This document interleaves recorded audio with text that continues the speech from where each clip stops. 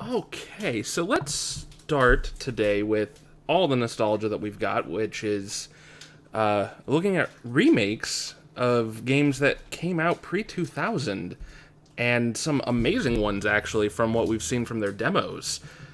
For starters, the Resident Evil 3 remake is on the way, and... Are you okay there, Chicho? I'm gonna go with no. I might be having like technical issues, but continue. We're gonna start with Resident Evil 3 since that one comes first. I personally have barely touched the demo. I haven't had a good opportunity to get into it, but I know that Chicho has played it, and I believe Liz has also played it.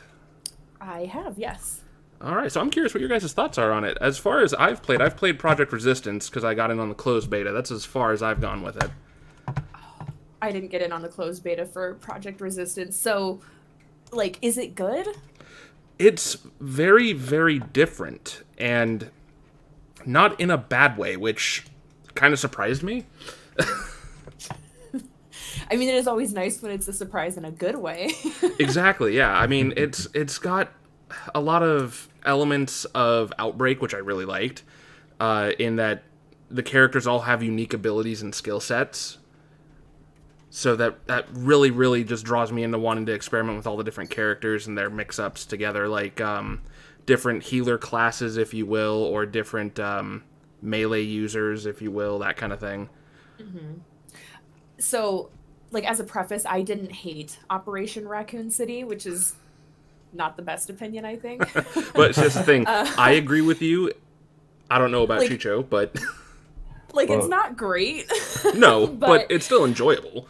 Yeah, it's fun, and I enjoyed it, and I really like... You can't really play off of the other characters as well. Like, it's nice to have somebody else with you, so to see something that maybe expands on that a little bit better and has, maybe, like, mechanics where it's beneficial to have two different types or two similar types in a certain situation. Like, I think I'd like to see that, because I think they had a good idea. Oh, yeah, no, it was a great idea, but the execution was... very Terrible. poor. Very, very poor. So I got to admit, Brandon bought me that game years ago, and I never played it. Oh, I was about to ask if you considered it a breakup gift. I wouldn't be mad at you if you said yes. I have my breakup game. If somebody ever wanted to friend break up with me, send me a gift copy of Final Fantasy VI on Steam, and I'll get the message. I got it. It looks like everything was drawn with gel pens. It's so weird. When people ask me what's wrong with it, I'm like, do you have like 2 hours? Because let me break it down for you. Yeah, I have a presentation. It may or may not be over in that 2-hour time frame. I know. That's just for lunch. Exactly. The 2-hour TED Talk. Yes. On why you should not touch this ever. Ever.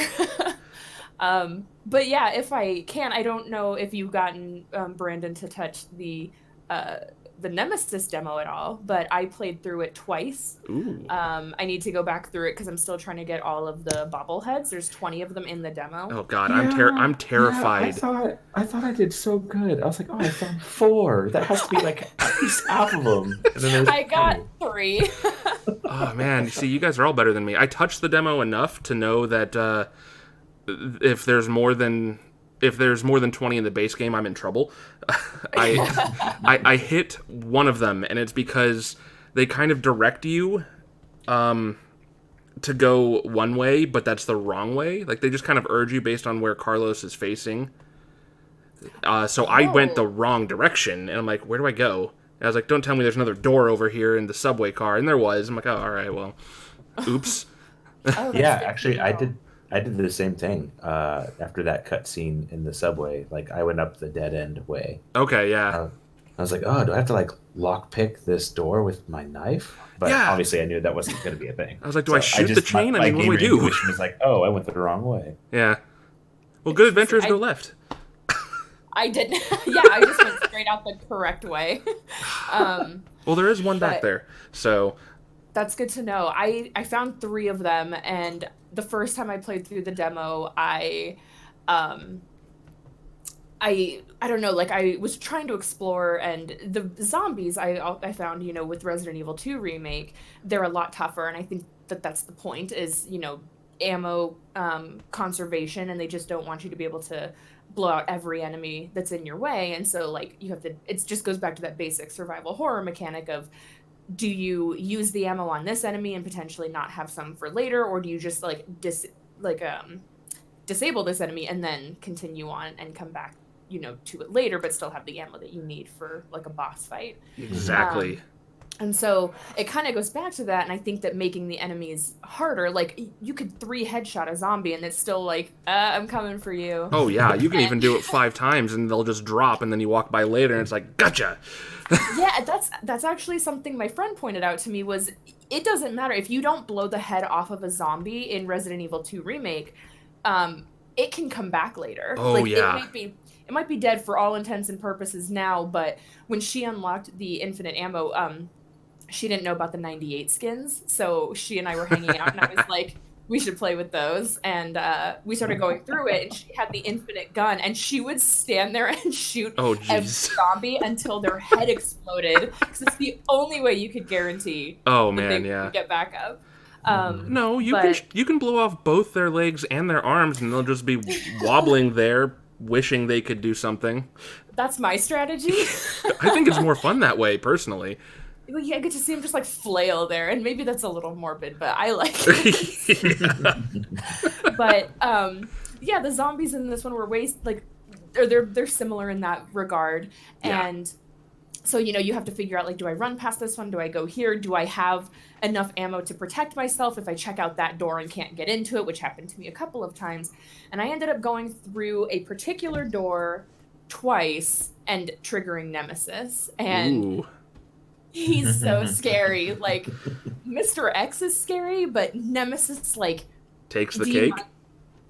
Do you mind if I tell you like something he does, or by you all means do. Surprised? Okay, he jumps, and so he'll jump, like, if he's behind you and you're running away from him, he can jump in front of you and stop you. But it's also to the point where I was like, okay, I'm almost at this door. If I get in that door, he can't get to me. He can jump, like, and attach to a building, and then oh my god, like a Hulk move. It's like Spider-Man Nemesis and Spider Hulk, basically. Yes. So my friend, I was streaming it for my friend who's never seen Resident Evil before, but I was like, hey, I'm gonna play the demo. If you're bored, do you want to watch? And she did, and I spent half the demo just like, oh, like, man.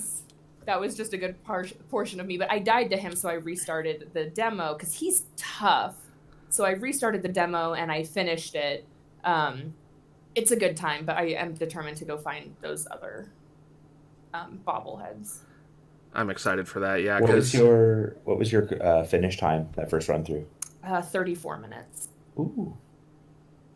I think when I officially like finished it start to finish, it was 34 minutes, because I tried to stop and explore a little bit more, and I tried to go into doors that I had forgotten about, or when you're in the first part of the alleyway, you can't open everything, and my dumbass went and got the bolt cutters, and the guy was like, oh, use the bolt cutters to get the shotgun. And I was like, I know where to use the bolt cutters. And instead of staying in the same room and getting the shotgun, I was like, I know where to use it. I went back to the first alleyway, triggered Nemesis, and then unlocked the bolt cutters and ran around a store going, where's the shotgun? Here's shotgun shells, but where's the shotgun? Oh. So my playthrough was totally different. I was like flabbergasted. I couldn't find the freaking cable or the chain cutters, bolt cutters, whatever. And like, I'm like, I know I had to have overlooked it. So I never got the shotgun. I got the fire hose, and that's, yeah. So I got the shotgun shells, but I did not get the shotgun. Oh, I found the shotgun. I just couldn't find the bolt cutters. And by the way, if you go the wrong direction right away, after that cutscene, I'm pretty sure that there's a chain for you to cut. down in that subway. Yeah, well, so there's like in the where Carlos is. I think so, because I'm remembering. Well, maybe not. Maybe it was chained, but there was no interaction with it actually. Because I know in the first part of the alleyway there was a chain on a door, and it goes to like a convenience store or something, and you can get the shotgun shells. Okay, yeah, that's what I'm things. thinking then. Yeah. But yeah, if you go back, and it's in the railway like station where you're supposed to like turn the power back on, but I don't think you can in the demo unless I missed it. You get the bolt cutters in there, and the guy says, "Get the shotgun," and the shotgun's in the same room as the bolt cutters. Are they real? Okay, because I couldn't find the bolt cutters in there. I'm looking around. I'm like, where the hell are these things? It's like the shotgun's here. I want it. Yeah, I found the bolt cutters, but I was like, "Where's the shotgun?"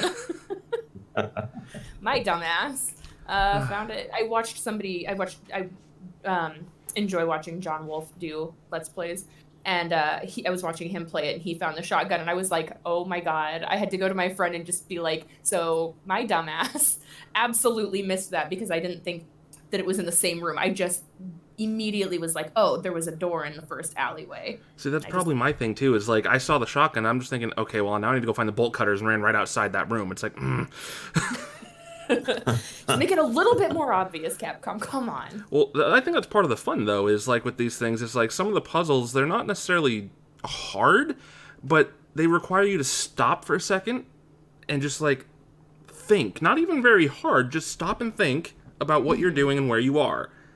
Which is so counterintuitive to when you're panicking. Yes! And not in a bad way. Exactly. Not saying it's a bad thing, like, oh, this is such a bad thing to make me do is to stop and think. Like, maybe I should have stopped to take a breather in a room where, there were no zombies. I found the bolt cutters. Like, just take a second and think. Yes. Take a breather for just a second. And instead, I was like, oh, I'm going to keep panicking and run back to where I knew where I saw the bolt or the chains before. Well, that's part of the thing is like modern games have, like even modern horror games have conditioned us to keep pushing forward and move fast, move fast, move fast. So when you have a game that requires you to slow down for a second, it really kind of breaks you just for an instant and in the best way possible, because it gives you this unique satisfaction that you don't get from anything else when you get over like even a smallest puzzle. Yeah, and I definitely feel that when you say like with modern horror, because there's a lot of, outside of like Outlast, which you have no choice but to be very slow at times. Right. A lot of modern gaming is very like fast paced and kind of bleeding into Final Fantasy VII Remake. There was for years and years, there were all those articles that came out, and I don't know if you guys saw a bunch of them or any of them at all, but there were a lot of articles coming out that were like, do we maintain the traditional RPG style and cater to the nostalgia fans, or do we change the battle style to cater to new fans because we're going to be alienating somebody? And so there was a lot of back and forth between the developers and between like journalists saying what they would want. And, so I think with Resident Evil 3 Remake and 2 also, I feel like they took like all the things that made the original games so good and they maintained that while also modernizing it. Yeah, they literally took the best of all worlds, honestly, and made something work with that, which, as far as I'm concerned, is incredibly difficult to do because it's like you have nothing but good there. Sorry. No, go ahead. I totally agree. I think what they did best was like they kind of learned their mistakes from Resident Evil 5, where they like overstepped the boundary, like, okay, we're no longer horror, now it's just like an action shooter kind of thing. And then they pulled it back. They're like, we need to go back to the basics, like go back to what the fans, like that large core audience really, the suspense and the horror. And like it's just like an awesome blend of keeping it original, but honoring what it was. Because what made the original Resident Evil games great was like, I mean, I gotta admit, it was like the crappy camera angles and like the clunkiness of the controls. It was like, it made it harder. It's just like, To me, that's what it was. But like, Yeah. obviously, you don't have clunky controls now, but it's not completely overkill like an RE5 where you just an absurd amount of firepower with everything. Not to mention a boulder punch. Oh, no joke, no joke. Well, and that's the thing is like they're circumventing the camera angles, which were the difficulty really that you're dealing with in the originals, by making the zombies more durable, and it works. I remember also reading something that had from the developers with 2, where they said that, you know, now that we're not using fixed camera angles, it's such an outdated mechanic in video games now. But they still wanted to limit what you can see. They made the shadows so much darker outside of your flashlight, so you still have that unease of, this is what I can see, but what's outside of what I can't see? So you're constantly like nervous and looking around because you don't know what those shadows. And I think that's brilliant too. Like that mixed with the harder zombies is maintaining, you know, the difficulty that the earlier ones had with like the tank controls. And I guess to an extent, you know, this one, the new ones have tank controls in a different way. Oh yeah, I mean it's like when you do Resident Evil 5's the what was it called? Lost in Nightmares. Oh yeah. If you interact with the door, the very first door, 3 times, it actually resets the camera to fixed angles in that first area. I didn't know that. Oh yeah, Me neither. It's trippy. So it's just amazing. like showing that even like with these new controls, it's really just the camera that's really different. I mean, they're still technically tank controls. Yeah, well, even in like the remake of 2 and 3, the left stick is the tank control. It's the right stick controls the camera. So, you know, if you have Leon on the screen and you press forward, he's gonna walk forward. But it's all based on like your camera direction. So it's like tank controls in a way, because like instead of, you know, if you press like the left stick and you press it right in an RPG or another game, you know, they'll turn to the right. Yep. But in this one, if you press right, Leon steps to the right. So it's like tank controls in a way, but modernized to a point where it doesn't feel clunky in the way the old horror games did. So true. So I know that Nemesis has had a weapon swap, and I think it makes more sense that he no longer has a minigun, but instead a flamethrower. And I'm curious what your guys' thoughts are on that. Well, I didn't really know, actually. Oh, yeah, really? I was going to say, I don't remember him even using it in my encounter, but I was also running away the whole time. That's fair. I remember the rocket launcher in the original game, but mostly he got me with a tentacle. Oh gosh, yeah, no. A tentacle and a face punch was his like 1-2, and it laid Jill flat. Yeah, every time. So they added a new feature in RE3 remake that wasn't in the RE2 remake, and that is like a quick evade. I loved discovering that, because it's not even like a small sidestep. Like whatever direction she's going and you press that in, she's like 5 feet ahead or back. Yeah, and I loved it. Me too. I loved it because it was realistic. Because sometimes I've noticed. Don't get me wrong, I love Resident Evil games, but sometimes I look at the mechanics, like the physics, like how the human body moves when you're controlling the protagonist. I'm thinking, oh, come on, in this dire of a situation, you should be able to move just a little bit faster, you know, the human reflex, whatever. And I think that quick evade that they added in kind of adds more depth, like a little more realism to it. Yeah, it's called adrenaline, guys. Come on. Right, yeah. If something jumps out at you, your body's going to flinch, you know. And so when you do that quick evade, it's like her, you know. It's reactionary. The nature's reaction is like trying to avoid danger, trying to survive. And so, I don't know. It's a subtle addition, but I really like it. And also, I used it way too much trying to get away from Nemesis. I was trying to jerk my way up the stairs by just like lunging. I think they did a really good balance of that one, because after you lunge, she like pauses for a second. Right. And so I found myself trying to abuse the dodge and then being like, oh, that's actually kind of frustrating. It's not like the dodge roll in Kingdom Hearts where you're like, this is all I do now. This is life. Yeah. Or when you get the glide ability and you're like, I'm flying everywhere now. I did try to do that, but she pauses at the end of each one to kind of like regain herself. And I'm like, okay, so I can't abuse it to get. Also, I did do that directly into the arms of a zombie. And I was like, maybe I should be a little more discerning. That's the best kind of fail, though. Yeah, when I'm like, okay, well, I learned something. If you're going to fail hard. But speaking of like the adrenaline rushes, there are so many times in video games where the main character doesn't run very fast.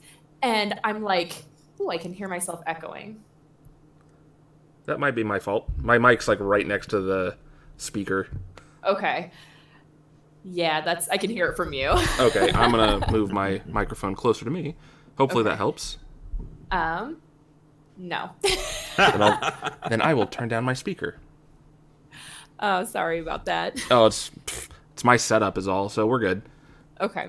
So, but the adrenaline rush, there's so many times in video games when I'm trying to run away from an enemy, or I even said it in the Nemesis demo, when Jill is running and she's going as fast as she possibly can, I was like, there's no other time that I wouldn't be running faster than right now, because I'm so frustrated that they are not running fast. And I'm like, Jill, you can sprint, you can run faster. Like, but it happened a lot with like The Evil Within, which I didn't like. So unless you want a 2-hour presentation on that, let's not get into it.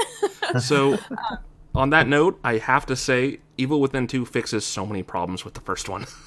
I do have the second. I think I own them both. I pre-ordered the first one and then was super disappointed in it. But I bought the second one because I felt so gypped by the first one that I was like, when the second one goes on sale for under $10, then I'll buy it, because I feel like I'm owed that money by Capcom for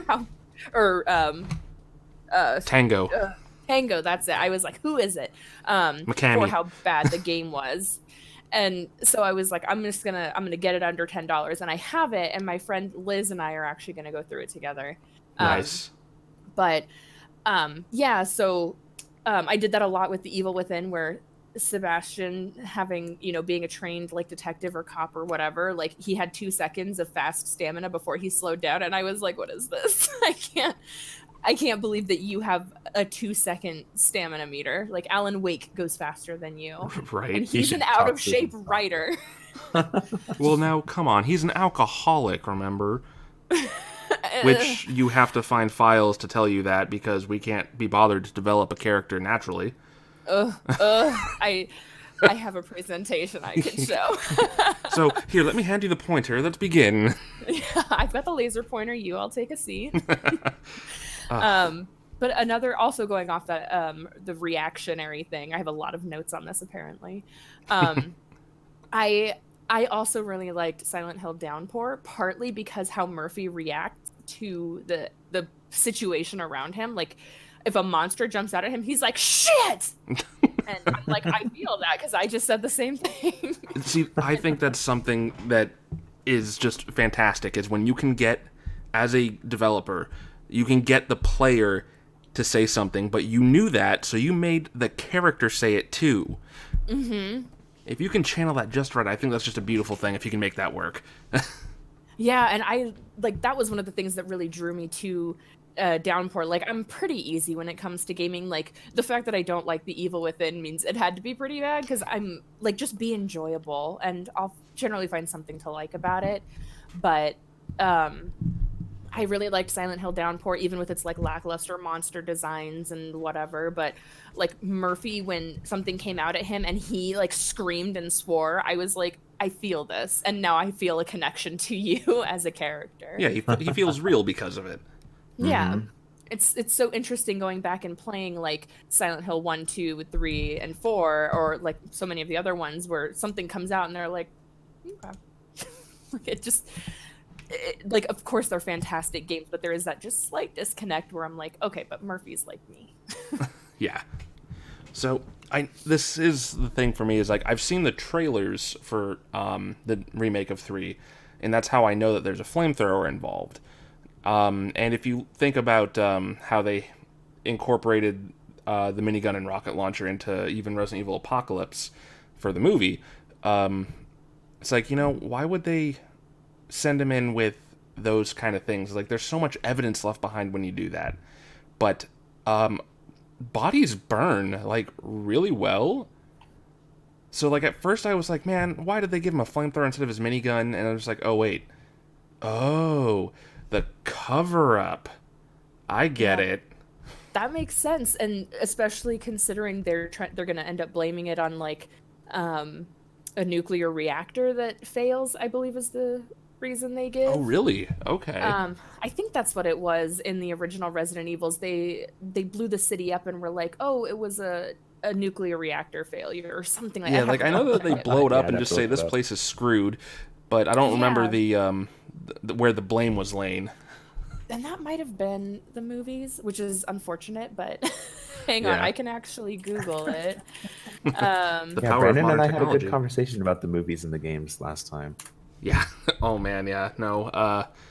Yeah, I am a defender of Apocalypse, and that's just because they actually tried to follow the games to some extent. If I may, I really like the first two movies.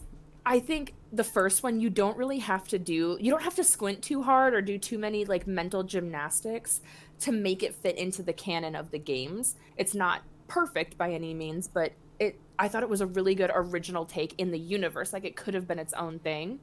And then I love the second movie. I believe that one is Apocalypse, right? Yes, thank you. Yeah. I am so glad I'm not alone in that. Like they did kind of like mess with Jill's character quite a bit, and I'm not They definitely made her more aggressive than she was.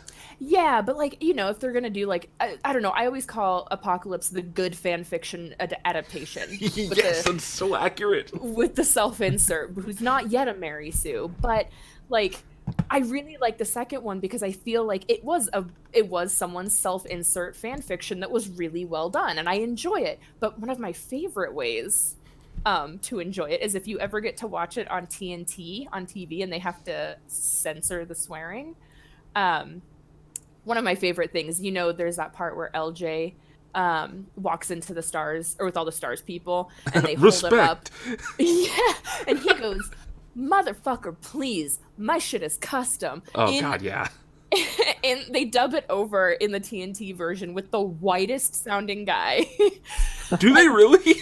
They do. It's so great. But he instead says "motivator, please." What the heck does that even mean? Oh, he says "motivator, please. My stuff is custom," and it is my favorite thing. I actually sent an email to TNT's website or their like customer service email address or whatever, requesting a copy of their version on DVD. Did they say yes? No, they never got back to me. Oh. You know what? Now really I'm looking forward to it. I totally want to just find that somewhere now, just to have it. They do have that clip on YouTube. I can find that and send it to you afterwards because it's poorly recorded off of a TV on someone's cell phone, but that almost makes it better. Yeah, it's like the best kind of cringe. Oh, so good. It's one of my favorite. I was like, I think I can't watch it in any other way than this. No, this is canon now. Yes. So I'm with you. I really like the second one. The third one is definitely where the movies start going downhill for me. I don't mind the third one because it feels like they were just trying to be Mad Max, and I love Mad Max, so that's not like it wasn't a huge deal breaker for me. But when it left off with the cliffhanger of all her clones or whatever, I was like, yeah, I'm falling out of it. The clones is where it dies. They borrowed from Metal Gear Solid. There was the surrogates. One of the movies. One of the movies that has the crazy fight scene between, it has like 8 endings, and it has the fight scene between Jill and Alice, and it's super ridiculous. And okay, I know that one. I think that's number 5. I was gonna say I think 5. I can't remember if it's 4 or 5, but I think it's 5. That one's actually like enjoyable in a bad way. Like that one's a fun bad because it's so bad and so ridiculous and stupid, but like I don't know, like it's fun to watch, and me and my friends have done that because we're like, okay, this one's at least easy to make fun of. But the fourth one, I think the one that takes place on the ship, I don't remember. Oh gosh, yeah. So boring. And well, and I get it mixed up because I think it is 5 where it ends with mind control Jill and all that, because I know that one of them opens up with that scene, but in reverse. Yes, that's the one with the boat where they go like, on the ship, but to Antarctica or it's something. so, yeah, and it's so neat because like the whole scene, like, from a oh my god, it's late enough that I can't think of words right now, but from like a perspective of cinematography, Yeah. doing that scene backwards is so neat and so interesting. But then as soon as they stop it and play it forward, you're like, oh, Yeah, this is like, stupid now. if you just cut out the part where they play it forward and just like do the whole jump to that whole thing, it'd have been better.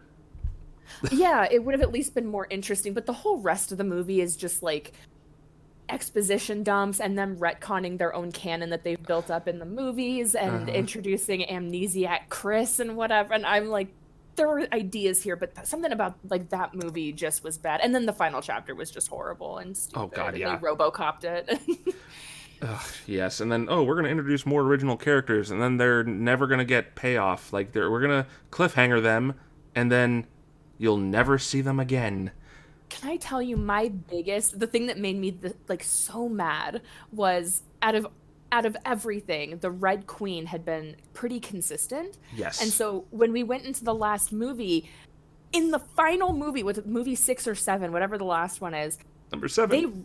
they retconned her. They retconned the Red Queen from being Ashford's daughter, Angie, to being the daughter of like Spencer or something. And in the first like 10 minutes, they absolutely just took everything that they had developed from the past 6 movies and then were like, let's change literally everything and make this a whole, like, they threw everything out the window. And like all I had at that point was, I was like, just keep the Red Queen intact. And in the first 10 minutes they were like, we're gonna retcon her, and I was like, I hate this. Yeah, they made it a clone of Spencer's daughter, and that Alice was a clone that doesn't have problems like the actual Spencer daughter did. It's like, oh man, stop, please. And then the fact that she lives at the end, like, even though the antivirus spreading over the planet or whatever should have killed her, but they're like, we gotta have some kind of happy ending. I was like, Claire could have had a happy ending. Like, we don't need Alice to survive. And I feel like it's very hero's journey. Not that I want to apply the hero's journey to the Resident Evil movies, but Paul Anderson would. Of course he would. But it is very hero's journey to be like, I can't live in the world that I helped create. And she did. Like, she helped fight against it. She helped finish it all out, no matter how stupid the journey may have been and how stupid the outcome may have been. She did help create the world. And, you know, to kind of be like, you know, I've seen the world at its worst, and I've seen the worst in people, and I've seen, you know, and I've met the best people along the way. But it's very like Frodo going to the Grey Havens, and, you know, he can't live in Middle Earth anymore because he's just seen everything, and now he's too damaged to live there. And I feel like we should have just killed Alice for the same reason, and also partly spite. I think mostly that last part, but that might just be me. It's like after midnight. I'm getting a little too deep on the Resident Evil. Yeah, no joke. But hey, you know, that's part of the fun, is the discussion. Yeah. So, thoughts on Crooked Nose? I don't hate it. I like his new design. I think that it drives from the fact that he's just this messed up. Not that, like, he needed more to look more messed up, but I feel like I don't hate it. I think they did a good job. Yeah, like, I like the idea of that it looks like they just stretched the skin over him. Yeah, it does look very much like he was skin grafted badly. Yeah. I also like the addition of less tentacles and more like tubes and other like things that are supposed to be helping keep things pumped right. Mm-hmm. Like, it almost looks like he's got something that's probably supposed to be keeping him in check that's not just the, quote, limiter jacket. Oh, a little bit Resident Evil 5 in there with Jill, like the thing that would keep her under control. Yeah, it's kind of like the element of that what looks like a surgical tubing device, and then a bunch of the caution tape that's wrapped around him. Yeah, but also I also meant with Wesker, because he had to take that. Oh right, yeah, the injection. That kept him in check, and so us depriving him of that, or I think if you actually overdose him on that, like, makes him freak out. Right. Yeah, so I think that's I think it's a nice callback to that, but like not being as stupid. Although I admit I like playing Resident Evil 5 even if the story is bad. Yeah, no, it's oh man, the number of times that I've played through 5. Me and my cousin, we lived in Hawaii when it came out, and we were in the dorms, and spring break happened, and I had my Xbox and Resident Evil 5 in Hawaii with us, and from the day that spring break started until like it was just from Sunday to Saturday or Sunday to Sunday or Saturday to whatever days, we were in the game room downstairs when it opened and then when it up until when it closed. And there was a point like we beat it in the first day. I think we played for like 8 or 10 hours and we just like got through it. My cousin's not very good with like horror games. She likes them, but she's not really good at them. And this one did kind of freak her out a little bit. But we played it like nonstop. And then there was a point when on like the second to last day of spring break, these guys like came in the room. They like opened the door and went, "They're here again," and left. And I was like, I should probably feel bad. But we were literally S ranking halfway through the second difficulty. Wow. That's amazing. Like we just were having so much fun with it. And so we played it a lot. We tried professional though. And like, especially at the time, like I tend to be the type of person that likes to be in the fray. And so I'm a heavy hitter. I like the shotguns and the magnums, just the big heavy hitting guns. My cousin likes the sniper rifles, but I would just run into the thick of things and start blasting in every direction. And when we got to professional difficulty and you have 5 seconds to heal your teammate, my cousin was like, "We can't do this." Yeah, that doesn't work as well. No, we would have to be we were coordinated in a way where if she had 20 seconds to get to me, that was fine. But we ended up S ranking the first 2.5 difficulties, and we were like, we can't touch professional. Nice. Yeah, Chicho and I, we were at the blockbuster midnight release of 5. Oh yeah. Oh, nice. Yeah, I still have that plaque that they gave out too. For we were the only ones there too, which was weird. Yeah, so strange. Yeah, that might be a sign of why Blockbuster went bye-bye. I still have that weird like plaque that they were giving out that had like not poorly, they were actually decently photoshopped over white, of like the character cutouts, and on the back it's just like, "Oh, officially numbered Blockbuster product." Oh my gosh, that's so cool. It's just one of those things like, I remember this, and the people that were there were looking at us like we were weird. I don't remember where I got mine from because I was at I got my Xbox when I was on winter break from school in Hawaii, and I took it back with me so I could play BioShock and the 2008 Prince of Persia. That's fair. And yeah, and then I got Resident Evil 5, and I feel like I must have pre-ordered it on Amazon or something, but I got the collector's edition, so I have like the steel book, and I have the collector's edition guide, because that's the person I am. Nice. I just remember, I don't remember where I got it from, but I do definitely remember spending 8 days straight playing it with my cousin and just pissing people off, which in hindsight, maybe I should feel like an asshole for, but we got a lot of Resident Evil 5 in. I don't think you should feel bad about it. I mean, first come, first serve. And we were there at 9 a.m. It's the earliest she and I willingly got up. Well, they should have got there sooner if they wanted in, so that's their loss. No kidding. So what do you guys think about the remake in a general sense so far? Like, are you anticipating it, or are you just like, I'm sure Chicho is probably gonna wait until there's a good sale on it for his PC. Yeah, I mean, I got to make my dollar stretch as far as it will go. Well, you got 3 kids, so. But I am a patient gamer, so I don't mind waiting for a sale to hit. But yeah, dude, I'm totally stoked. Although I have one reservation, and that's Carlos's hair. No, I love it. Oh like my God, I love it. Like, look, he was a suave looking dude in the original one, of course, but like, you can't be like sweaty in a city that's on fire. Like, I don't care how much hair product you have, your hair is gonna get messed up. I love that Carlos shows up looking like a hot mess. Why do you have reservations, Chicho? Because I'm gonna put a theory out there after you tell me why you have a problem with it. Um, well, I mean, just because I have an opinion doesn't mean I have actually given like built reasons for it. That's Okay. just my initial reaction. It's Like, just different, I think. yeah, like I'm used to the hair being like kind of like slicked back, still kind of messy, but like it's just like down to his eyes. He looks like a surfer dude. Okay, But I yeah, mean, the down that's to the like, eye part, yeah. yeah, but I mean, that's not like it. I don't think it looks unrealistic or anything. I'm just like, wait, what? That's when I first saw him in that opening cutscene. I was like, that's not Carlos. And I'm like, wait, no, yep, that's Carlos. It's really fair because like it's a pretty drastic change, Yeah. Yeah. but it makes sense because honestly, I really don't think Brazilian natives are stark white.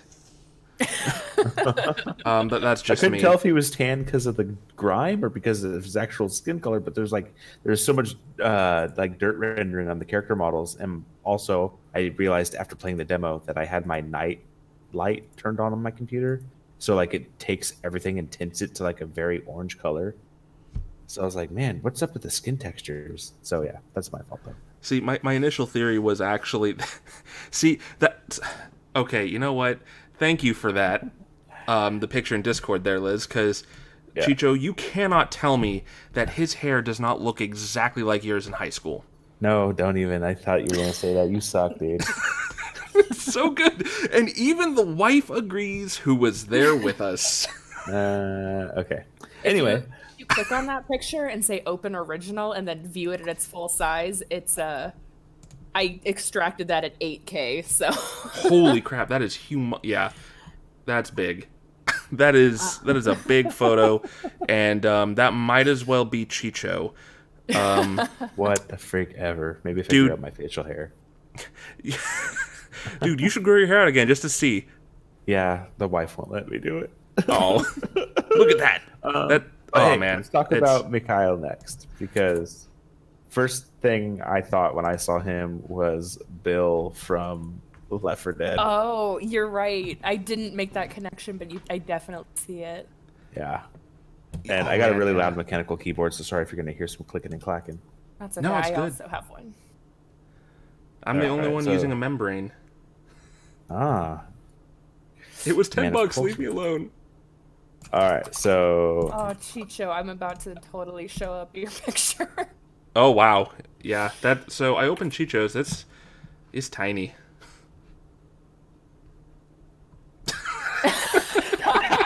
Okay. Okay. So Oh God, no! I see it. It's the same guy, different game. it's totally just like, why did Bill switch to like a Russian accent? What's He switched sides. yeah. So- Oh man. I think Mikhail looks great. They definitely made him older than he appears in the original, which is perfectly fine with me. Because it kind of gives him that more seasoned kind of leader aspect to him, which I think's kind of important for the role he's playing. I definitely agree with that. I don't know. Yeah, like for the most part, I'm pretty excited about all of the. I mean, I don't even say for the most part. Like, I haven't found something about the remake that I've disliked yet. I mean, obviously it looks beautiful. The character models look great.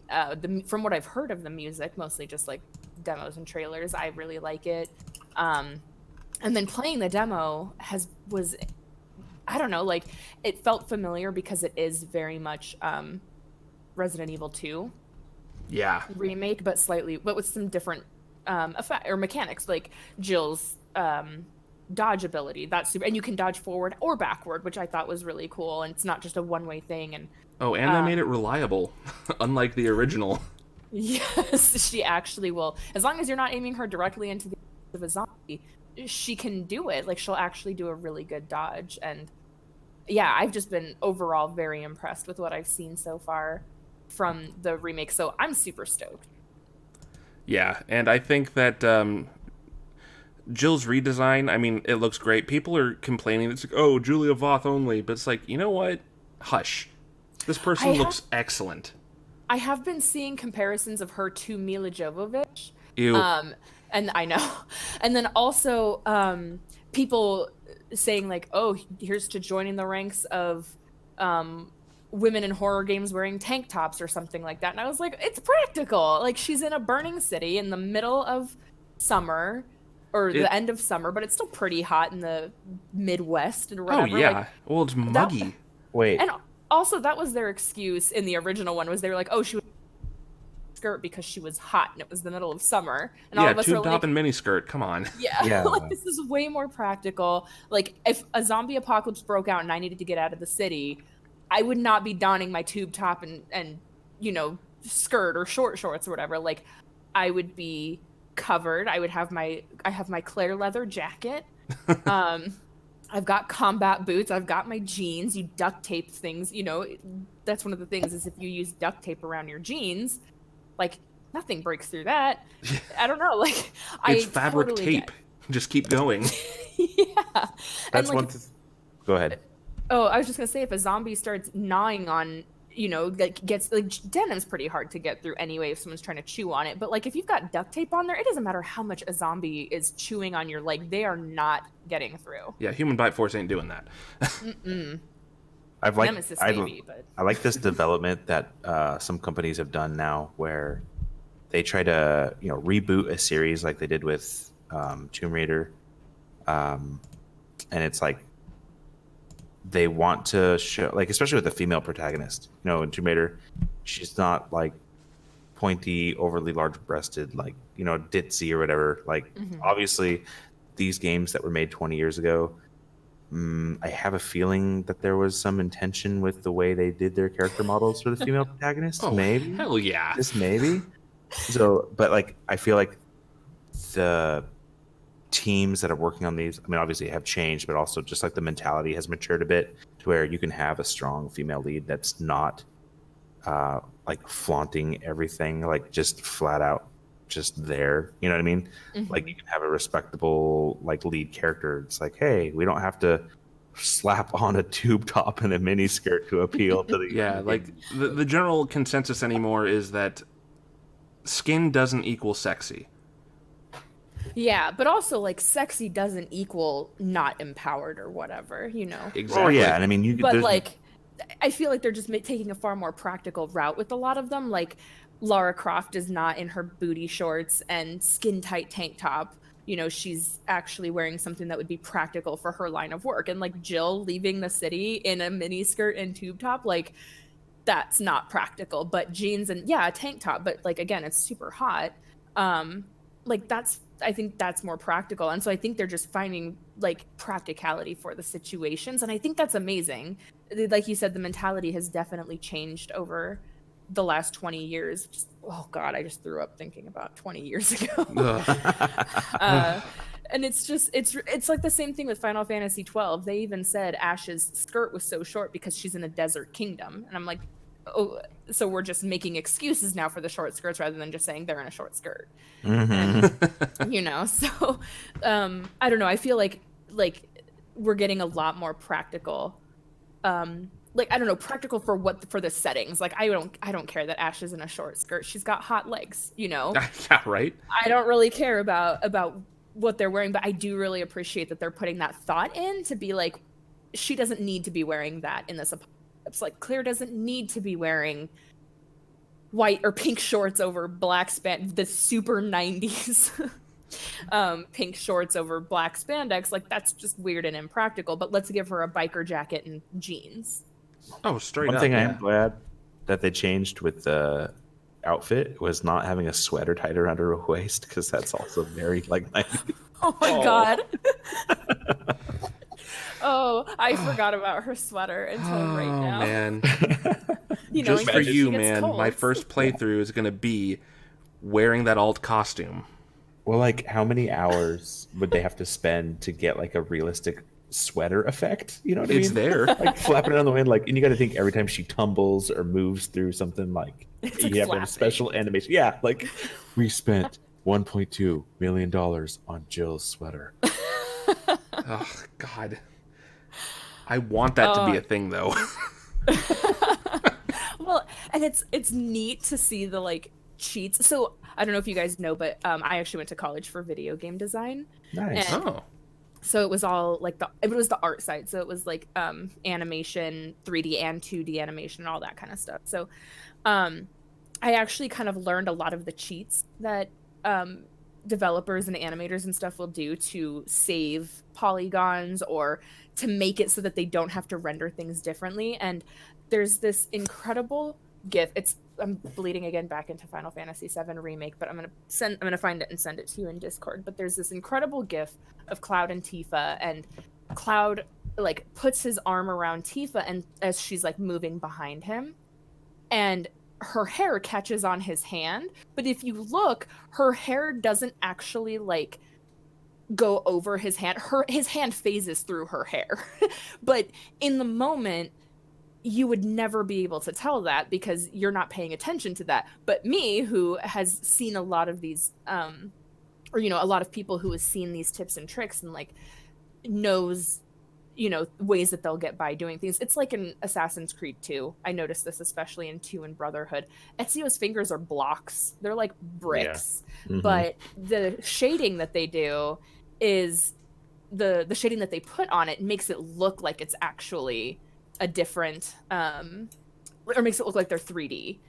And so it's rather than looking like like square sticks of fingers.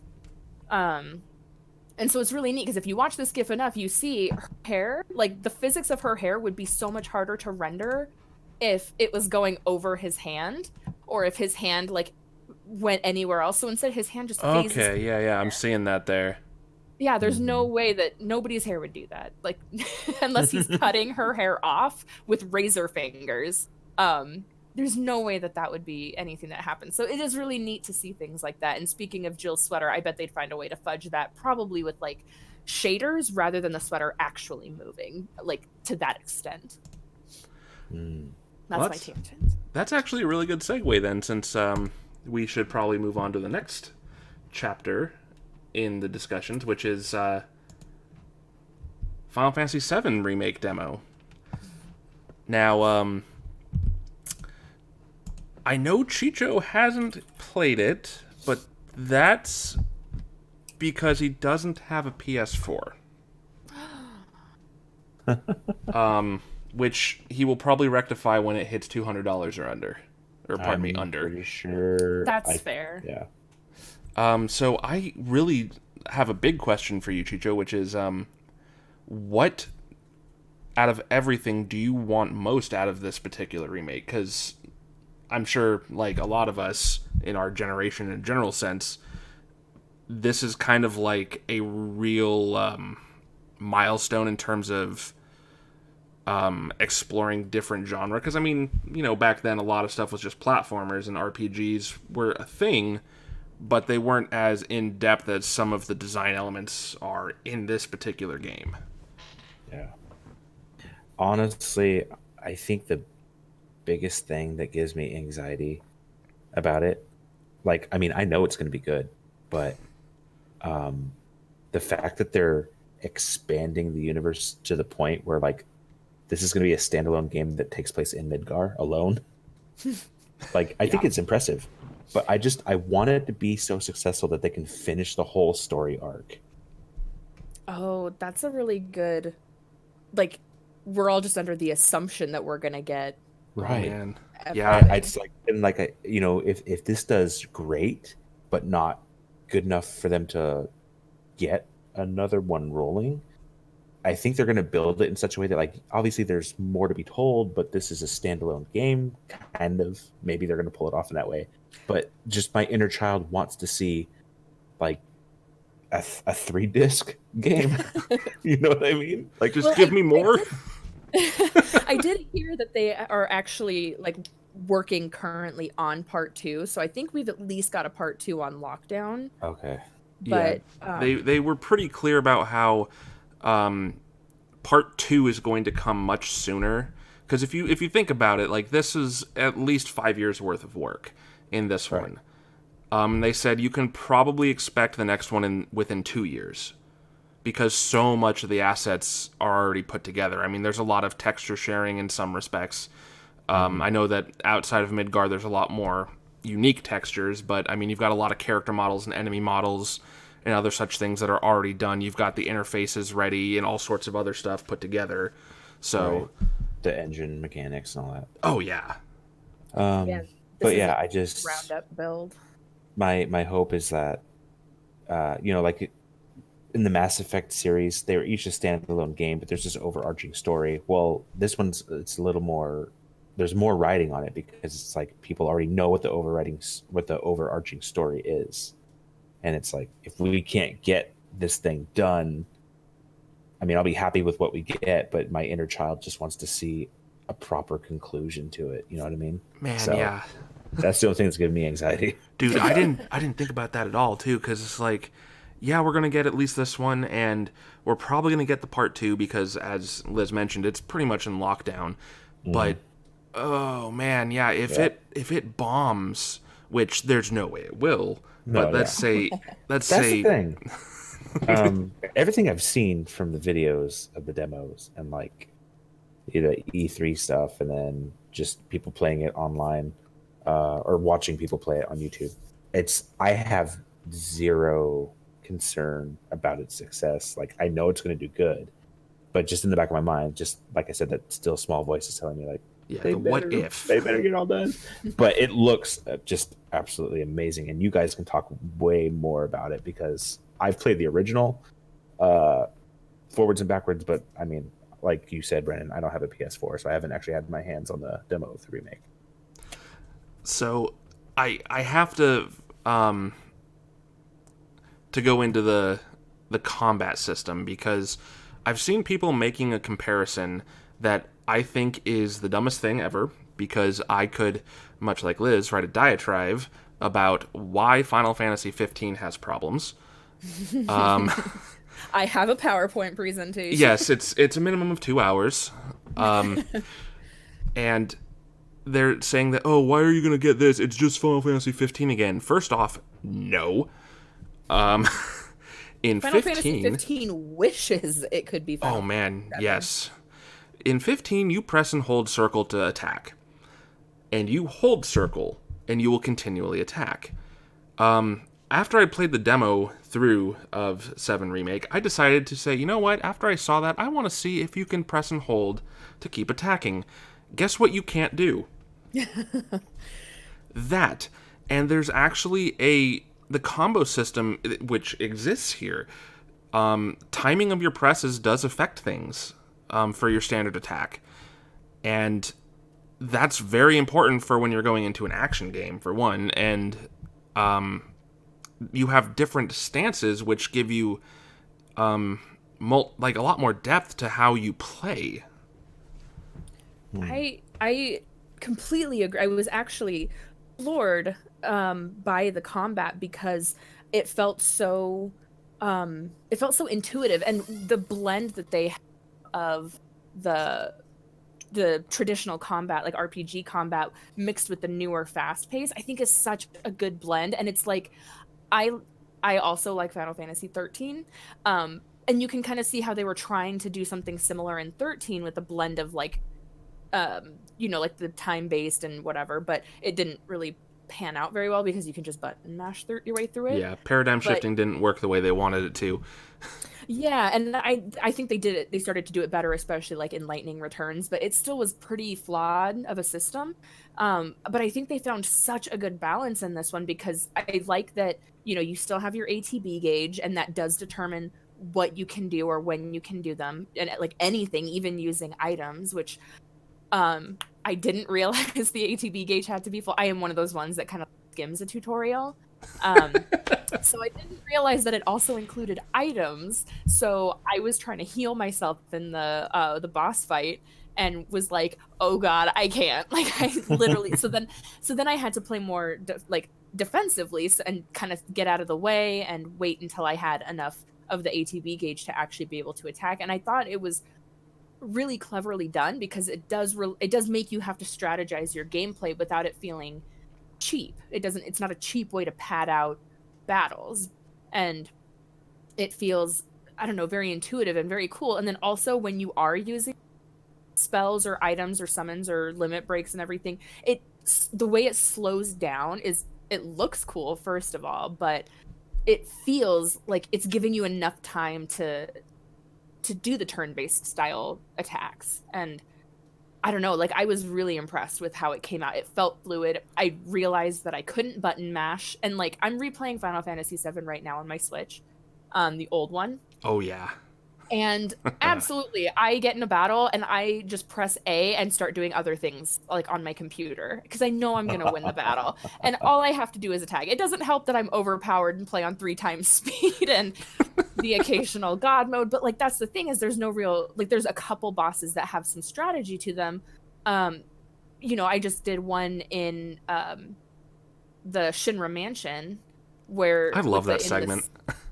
It's so good, but when you go and you do the safe and you have to fight that monster, I just did my usual and I button mashed my way through it, and then it killed me, and I was like, oh, I have to pay attention. But it was like one of the few times where I actually felt like I needed to strategize. Other than that, I'm button mashing. But in the remake, I couldn't button mash for the life of me. I had to pay attention to, you know, do I use magic on this enemy? What kind of magic? When do I get in close to actually, you know, when it's staggered, you get in close to just mass attack it? Do I want to use the regular attack, or do I want to use Punisher mode? You know, switching over to Barret to shoot the farther away enemies. Like, I really had to pay attention, and I was so impressed. I just loved it so much. Yeah, I mean, this is one of those things where I tried really hard to be cautiously optimistic. And then they gave me the demo, and the caution went out the window very, very fast, and I became very optimistic, to put it lightly. One thing that I had been questioning very early on was, how are they going to implement the command style materia, things like the cover materia and the multi-strike materia and the counter materia, which because one of my favorite combos, if you have like the right setup, you can give yourself 4 times cut linked with cover, linked with, and then, you know, multiples if you need them to do all the chaining, to where, like, if an enemy hits you or tries to hit anyone else, not only will you block it, but then you will slap them 4 times with your sword. And that's like my favorite thing to do in that game. And in the remake, you obviously don't get the counter materia or anything like that, but instead they made counter part of the Punisher stance. So instead of actually just guarding from an attack when you're pressing the guard button in Punisher stance, if they attack you while you're trying to, quote, guard, you just immediately counter their attack. And it's like, oh, it's no longer a materia, it's instead just a part of his skill set. And I'm just really glad that it's there, but it makes it so there's an extra depth of strategy in this pseudo-action turn-based RPG. It's like, yeah. Oh man, I could gush about this system because it's what Final Fantasy 15 needed to be if it was going to hold up to the very first line it has at the beginning, which is a game for fans and newcomers. Yeah. I just don't get the love for 15 because I did find it to be very shallow, and it felt like a retelling of 12 but not as interesting, and the gameplay wasn't as fun. But I also hated that you had no control over when the summons came in. That is such a peeve of mine too. Yeah, it's like, why are you here? Yeah, like, I didn't... And why are you here? Yeah, why do I have to be dying in order to summon something? This is crap. Yeah, so ridiculous. But I was gonna say, actually, on Cloud, knowing the counter attack, just in that skill set, I feel also lends credence to his character development, because considering where he's from or thinks he's from, and what he's experienced. He would have these certain skill sets. It's like when I replayed Assassin's Creed 1, I didn't get very far because the first time I played it, I was like, it was my introduction to the series. Replaying it, I'm like, oh god, everything else has been done better. Yeah. But when in the very beginning, Altair loses all of his abilities because he gets stripped from Grandmaster down to basic assassin. Right, they take all of his gear. He got Metroided. They take all his gear, but they take all his abilities, so he can no longer catch himself when he's falling. Like, I feel like that's a natural instinct, but when he's falling as a grandmaster, if you press a certain button, he'll reach out and grab a ledge. When he is stripped down from his assassin status, he can no longer do that. He can no longer like counter or whatever, and you have to relearn these moves, and it felt counterintuitive to his character, because just because you lose your status doesn't mean you forgot how to do basic things. Mm-hmm. Like catch yourself when you're falling. So I feel like that's such a neat thing to have just included in the character designs. And I think it's really like even in the original game they did this, where obviously the skill sets kind of fall in line with the characters' backstories, but to see it implemented in such a subtle way like that is just really neat. Just of course Cloud would know how to counterattack. Why wouldn't he? Yeah.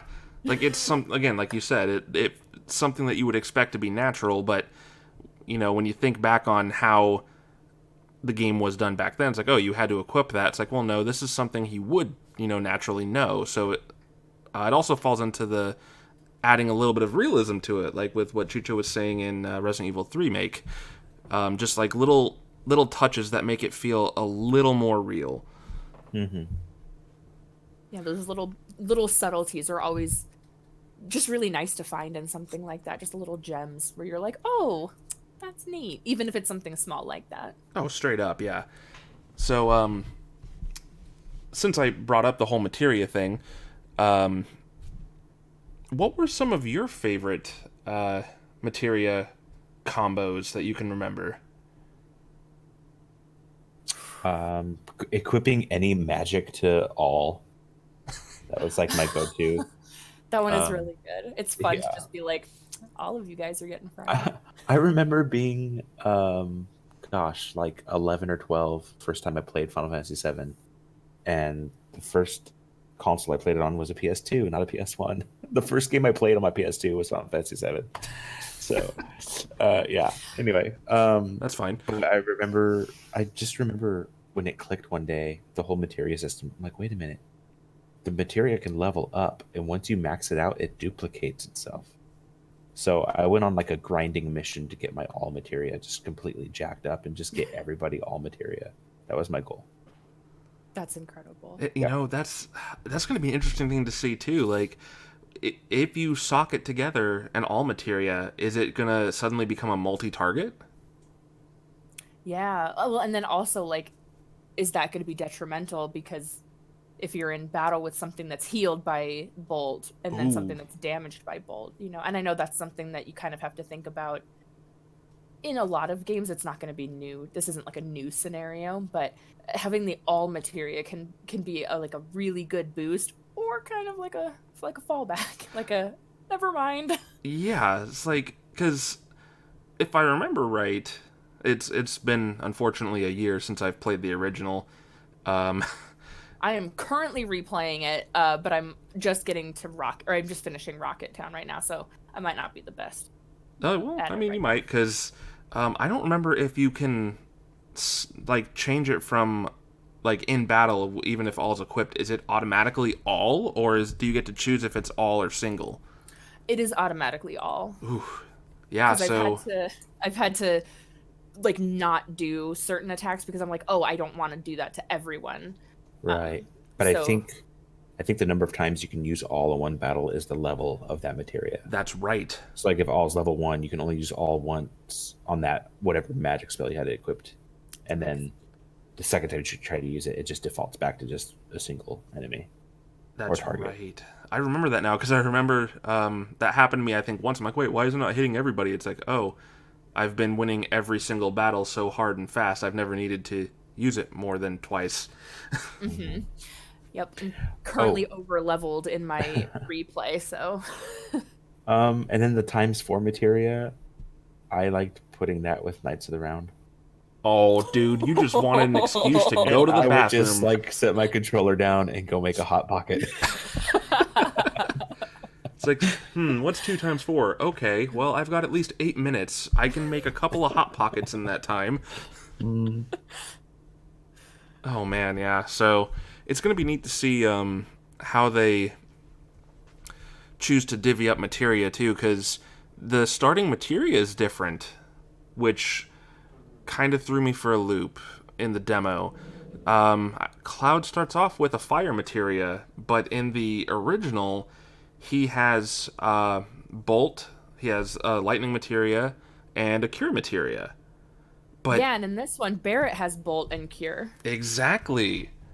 So they kind of swapped the tutelage thing where, in the original, if I remember right, Barrett's explaining to Cloud, oh, use lightning magic on this because it's a metal enemy. It'll fry his circuits and stuff. Well, in this, Cloud, being the former soldier, person who is familiar with Shinra everything and how materia works as a whole, is explaining it to Barrett. Yeah, which I think also makes sense, though, because I think Cloud would have had more experience with materia up to that point. Especially taking into consideration Crisis Core. Confession, I haven't played it. I know. Oh, man. So know. if you feel like crying, watch the ending cinematic of Crisis Core. That's all I just know everyone cries over it, but I own the game and I own a PSP, but to be honest, the PSP has never been the most intuitive console for me. The shape kind of hurts your hand a bit. Yeah, well, and also the power button is right on your right palm, and so if you get even slightly emphatic about what you're doing, you just like put the system into sleep mode. Yeah, that's true. I did that a lot in Birth by Sleep. Oof. But I played the first Dissidia and part of the second one, and a part of Third Birthday, and that was disappointing. And but that's when the PSP stopped. yeah, and then I started to replay Threads of Fate from the PSN on it. But I have Crisis Core. I actually have every numbered Final Fantasy that's not an MMO, but I've never played Crisis Core, and I know that's kind of like a moment. Man. I do have every intention of going through it, but maybe the remake will actually spur me into dusting off the old PSP and playing it. I highly recommend it. Like Crisis Core, like you know where it's gonna end, like and how it's gonna end because of the events of 7. And I gotta ask, have you seen Advent Children on Blu-ray specifically? I used to religiously watch Advent Children like once a week, the Blu-ray extended edition. Okay, because they actually took some of the segments from the ending of Crisis Core, from the ending cinematic, and put it in the movie. I've seen so you've seen snippets of this ending that makes people cry, myself included. And there's just existing in space, I know the basic idea, but it's incredible that after so long since that game has come out, I still couldn't tell you what the deal is with Angeal and Genesis and how they interact with Sephiroth and Zack and everybody. Somehow I've managed to avoid 98% of the spoilers of that game, but I do know the ending, and I have absolutely seen bits and pieces of that ending, and I understand why it makes people cry. I don't have that connection just yet. Yeah, that's fair. I don't want to spoil it for you, the whole Angeal, Genesis, and Sephiroth connection, but it works, and it works pretty well, and it kind of gives a lot more depth to Zack, and it paints him as even with the ending and everything too. It's the way it's done kind of screams that you know who the real hero is? It's Zack. Not Cloud. Zack. Because if it wasn't for Zack, nothing that we experience in 7 happens at all. I don't know if I'm ready for that kind of emotional turmoil. Dude. Yeah. It's a roller coaster, especially with the part you play at the end before that tearjerker of a cinematic. It's just, just thinking about it, I'm getting chills, and I don't like it. Well, let's talk about something different, like how adorable Jessie is in the remake. Can we talk about her? Yeah, let's talk about it, because I don't like it for one reason. We know what happens to all of them, and they're all so endearing, and I love them all, and it makes me have a sad. I am, after the demo, I feel like they really put some focus on Jessie more than they did with like we obviously see more with Biggs and Wedge, and you just see like Wedge being just like so sweet, and he's just like, Cloud's gonna be one of us, and like he just seems so happy to like be there. And then you get Biggs, who like talks more and he's voiced by Gideon Emery, which is always cool. But like, you know, I feel like they really put a lot of focus on Jessie. Like she talks more than anybody, or like more than the other Avalanche members except Barrett. Like she's very front and center. She's a little bit more flirty than she was in the original. Like we all knew she had a crush on Cloud, but they kind of made her a little bit more like, she is thirsty. yeah, keep those baby blues on me. Like I think they put a lot of emphasis on her. And I feel like, so correct me if I'm wrong, but I was under the impression, based on all of the like interviews and such with the developers, that this game part 1 ends when they escape Midgar, not with the fall of Midgar. Is that correct? Yes, it is. The end of this game is when they're about to leave Midgar, because they've got Red. So like like basically think the whole the murder ball chaser thing, like on the freeway, like that scene, like that new key art that you can find of them all looking out over the unfinished freeway kind of thing with the sun rising. Yeah, that's right as they're leaving Midgar. That's the end of the game. Yeah, so that was my impression. One of my other friends said that she thought it was when Midgar actually like is done, like donezo. And she was like, oh, I think that's the end of disc 1. And I was like, I think you're wrong, but I don't want to like say for sure, because she really likes Sid, and so she was like, I can't wait for them to show us Sid in one of the trailers. And I was like, honey, I don't think we're getting Sid in this game. We're not. Like the only reason Red 13 isn't playable is because he comes in so late in the game that, like the developers had said, you won't get that kind of, like, we're gonna have Cloud from the very beginning, and we're gonna have Tifa and Eris and Barrett very early on, so we get to see their growth, like not only as characters, but we get to like level them up and, you know, fit their equipment to them and all of that. So we get to like have that kind of personal like connection with them. But Red 13 shows up so late that you don't get that journey. It wouldn't be satisfying, is what they said. So I think he's going to be playable in part 2. Oh yeah. But I was like, I don't think we're going to get Yuffie. I don't think we're going to see Sid. We're not going to see any of these characters, because this literally leaves off, like, we're ending the game with Jessie, Biggs, and Wedge dying, and then them going up and attacking Shinra Tower. Like, there's not a whole, like, the first 8 hours of Final Fantasy VII is going to be stretched out into, like, 40 hours. Yeah. And we're going to be left off with a 70-floor building stair chase. Oh man, yeah, I am looking forward to running up those stairs. I always go in guns a-blazing directly through the front door, but I also am a sucker for, I love grinding, like level grinding, and I don't know, just I just turn the music off, or I turn the volume down, I turn music on, or show on or something, and I just grind for hours. I actually screwed myself over in Final Fantasy VIII for doing just that. Oh no. But yeah, like we're gonna finish part 1 of the remake with them leaving Midgar, which is gonna feel like exciting but bittersweet in a way.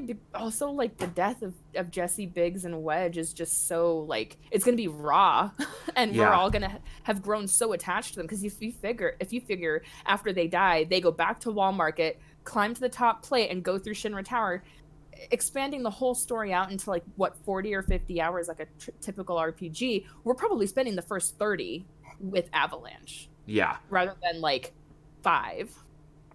Yeah, I'm not ready. Like the one thing I kind of am excited to see is Wedge falling from the top of the tower. Come on. Like, I know it sounds horrible, but I mean, if you think back to like the polygonal days of yore, where just wee, and they just all like ignore him basically. They're like, "Oh, are you okay?" That guy. Really? So it's like, I kind of want them to keep that kind of tongue-in-cheek humor to it, but at the same time, I don't. Yeah, I feel like we're probably going to get a lot more... Oh, hang on, I gotta make sure I'm using the right word. I I wasn't going to use the right word. We're going to probably be getting a lot more emotional depth, not only to the characters, but to their deaths, because we know that it weighs really heavy on Barrett. Like, yeah, maybe in the original game, we don't get to see it quite as much because he's very much like, he shoots his gun at the collapsed sector and he's just like, thanks, Wedge, Jesse. And he's really devastated. And then he brings it up again, I think in Costa del Sol, where he's like, I got to do this for them. And, you know, in Cosmo Canyon, like I just there, so he says it again there, but it doesn't, and you kind of see that emotional depth, but in the moment after they die, he's like, there's not a lot of grieving. And maybe that's just Barrett being the gung-ho, like, all right, they're dead, well, now I've got to go avenge them. And maybe, you know, obviously grief and shock hasn't set in just yet, but like, I feel like we're going to get a lot more of that, like, in the moment heartbreak of losing them. And I hope we also see that with Tifa, because we know Tifa was friends with them too. Yes. And, like, that'll be... I'm just really intrigued to see how they handle it. Yeah, Wedge falling and kind of, like, bouncing a little when he got to the bottom. It's like... especially, like, 23 years later, it's kind of comical. But, you know, I don't think they're going to make him bounce. Like, they're gonna give him jiggle physics or something on his way down. I'm just imagining, like, a Super Ball now for some reason. Just boom. He bounces like 5 feet. Oh, cue in the dodgeball sound. Just that boom. Oh god. That would be horrible and hilarious, and I hope somebody does that. Like after we've all, like, as a way to deal with all being broken by the game. I hope somebody does that and puts it on YouTube. Oh, I'm gonna do it. It has been done. I will watch it on repeat. Make a GIF out of it. But the ragdoll physics would also be hilarious. Oh, so then instead we'll just put in like crunching walnuts for just like bone breaking. Just... Oh, jeez.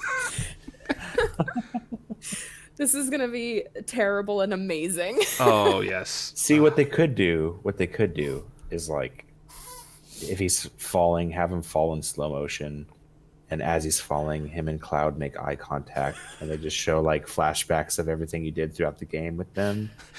And Cloud saying not interested every single time. Like, if they did that in the original, it's like, hey, remember the opening sequence when we blew up Sector 6? It's like, yeah. Like, yep, that's all we have going for us. And then he falls and hits the ground. I want it to be playing, like, total Eclipse of the Heart in the background.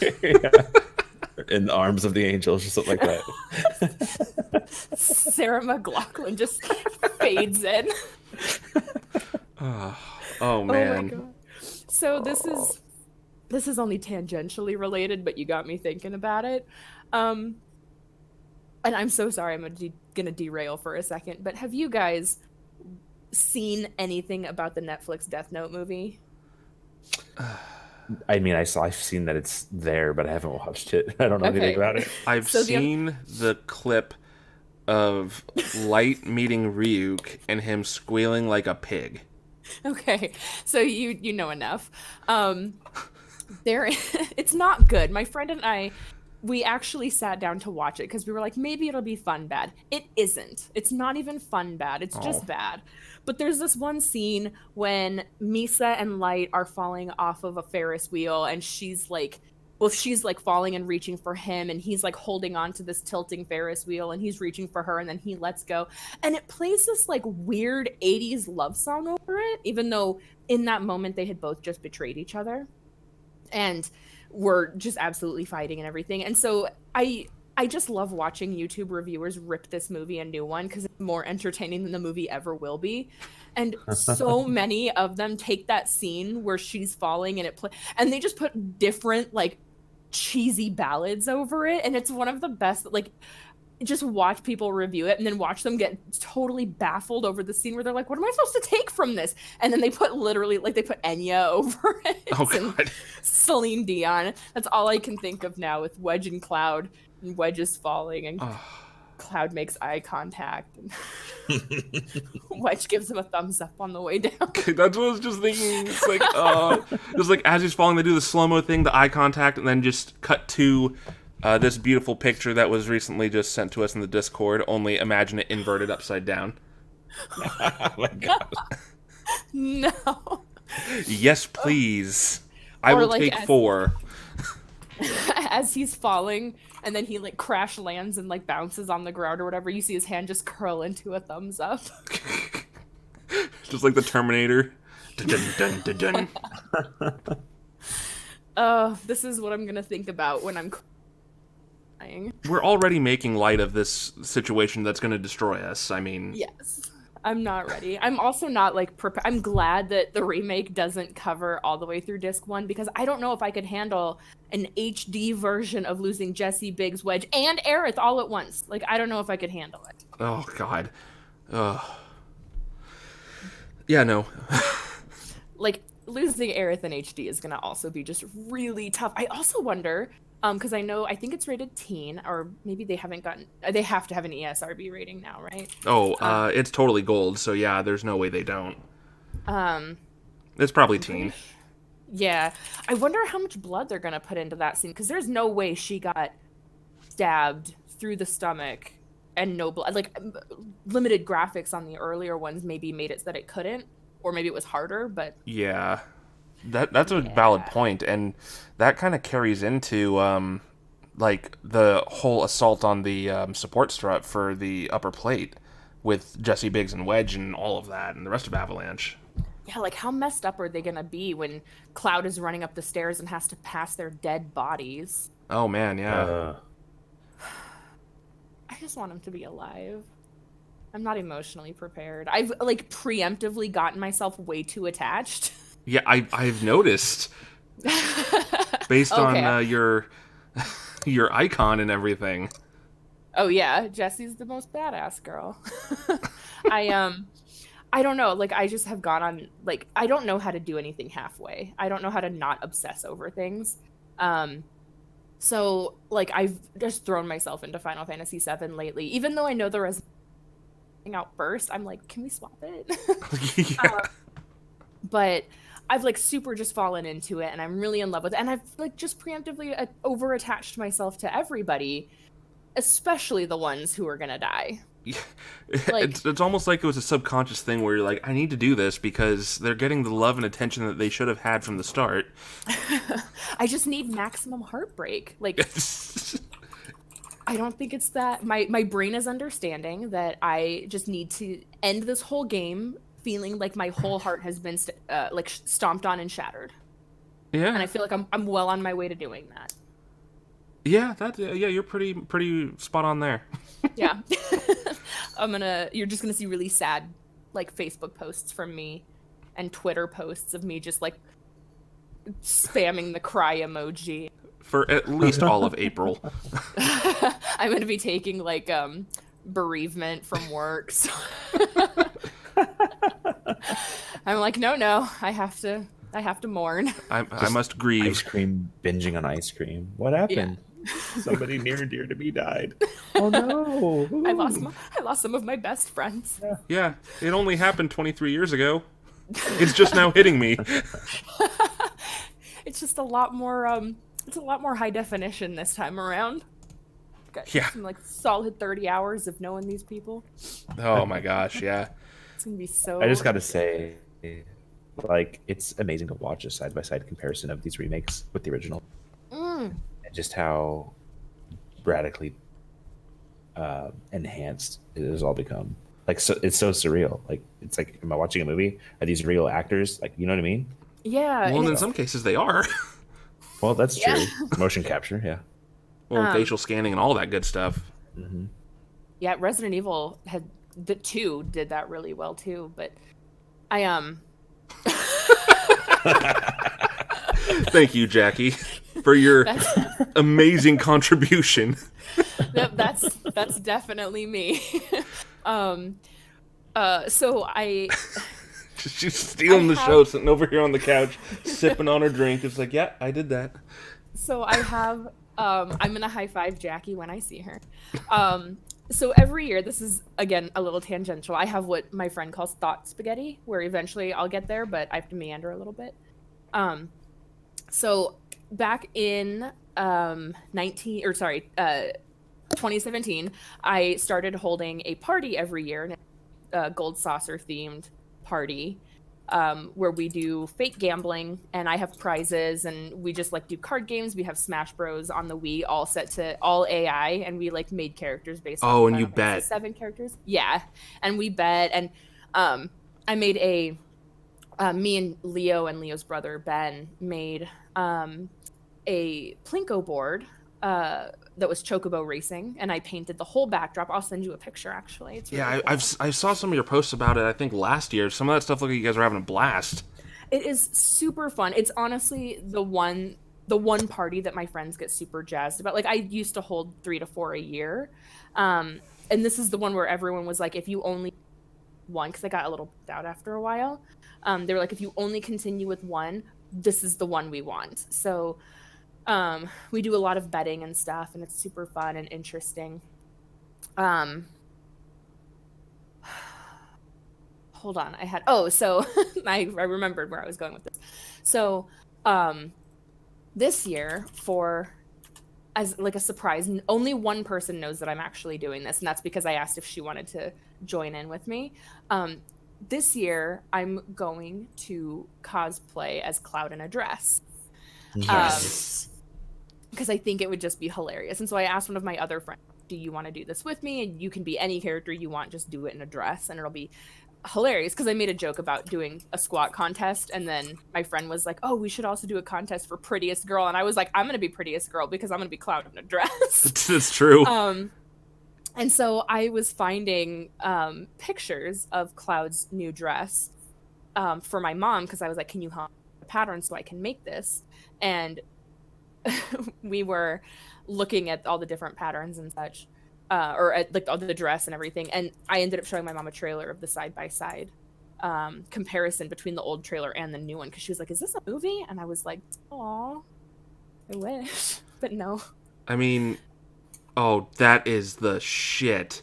That's so cool. If you click on it and go, that's like the first step of it. If you click on it and go through the different pictures, there's actually I think 5 or 6 pictures of it, and then I have a video of us using. But this is the board before it had any of the screws put in that helped the thing bonk around. That's fantastic. Yeah, thank you. I did it in a week. Wow. It was a very stressful week. I believe you. But yeah, so looking at them side by side, I told you I was gonna get back to the point. Looking at the graphics side by side is so interesting. I can't wait for that scene. I want all the buff dudes in their speedos and stuff. Yes. But yeah, like when I showed my mom the side by side, like seeing her be like blown. Oh my God. Yes, thank you, Chicho. I love it. Oh no. Oh gosh. But yeah, seeing them side by side and watching my mom's reaction, who like she played Tetris and like Centipede. She used to kick all of our asses at Tetris way back in the day, but she didn't start gaming again until she like owns her own business now, and she works from home, and so she got really bored in her downtime, and she bought a Wii. And so then she started playing like the Alice in Wonderland and the Lego games and stuff. So there's just like this huge gap of time where she knew that me and my siblings were gaming, but she never really got involved with it. So getting to watch her reaction to a side-by-side comparison of the original Final Fantasy VII and then the new one was just so interesting. Like, I wish I'd been videoing it because it was such a cool like moment. For sure. I mean, there's not much more to say on that. Just like to see, like, if you're out of, you know, the view of it for so long, like you go from effectively 8-bit gaming to like 4K Ultra HD gaming. It's like the jump is astronomical. Yeah, and it's even so interesting because like when Final Fantasy 13 came out, there was a magazine cover with lightning on it, and I told my mom it was for a new video game, and she was like, oh, I thought that looked so real. But then even looking at like the original Final Fantasy 13 graphics compared to now, like, yes, they were so impressive on the 360 and the PS3, but like comparing it to now with how the graphics for like 7 and like even Resident Evil 3, like even just that gap is really neat to see. Definitely. I mean, it at this point, I think it's fair to say we are at the the level of real-time render graphics that we're getting is on par almost, or if not almost, maybe even just straight up on par with what we got out of Advent Children. Yeah, and did you guys watch the Inside Final Fantasy VII thing that came out a couple weeks ago? I I didn't. have been avoiding it. Okay, so if it helps, they don't actually include any new like footage. I mean, there's like a couple new crazy. They mostly talk about like the development cycle of it, Okay. and about like one of the things they go into is why the characters look so good, but they don't look hyper realistic because they wanted to look realistic, but in a way that paid homage to like kind of how quirky the characters were in the original, which is why Cloud does pores. Like they don't, you can see like on Jill when she has dirt on her, like in that screenshot I sent a little while ago. Right. You can like see it, like you can see like her pores, you can see how like the scratches on her face and like how the dirt clings to her and everything. But like in 7, it is gorgeous and it's beautiful and it looks realistic, but it's not like hyper realistic to the point where you're like, that's a real person. Like you can Right. still kind of tell. But they really go into a lot of the development cycle and the decisions they made behind it. And that was like, I thought that was super interesting. And I had a point to that, but I can't remember where I was going. Hey, that's fine because honestly, it's very valid that it actually, as far as I'm concerned, this actually, I almost want to say it looks better than RE2 and RE3 for the simple fact that we know they did facial scans of That's true. all the characters in Well, the and one thing, I do want to point this out. I have a picture of it because me. There's this one point in the beginning of the Resident Evil 3 demo where, and like it looks gorgeous and they look real and like the lighting in this game is so gorgeous. But there's this one moment where Jill like smirks. And the way she smirks, she looks like a video game. Like it's just the weirdest moment where like she smirks, but it makes her mouth just looks so odd in a way where I'm like, that doesn't look like a real person. I think I know what you're talking about. I'm gonna send you this picture here because It's like Uncanny Valley has called kind of thing. yeah, and just the way she like, and because I saw the pictures of it first, and then I was like, okay, that's really weird. But then even seeing it in motion, I was like, you just look like a game. I don't know, like it's so weird, and so it is almost Uncanny Valley, and then it's Yeah, I see it. So. It's like extra cheeky kind of thing. Yeah, it looks odd, and I can't like fully place my finger on what it is. But there's Is it maybe the hair going through her cheek?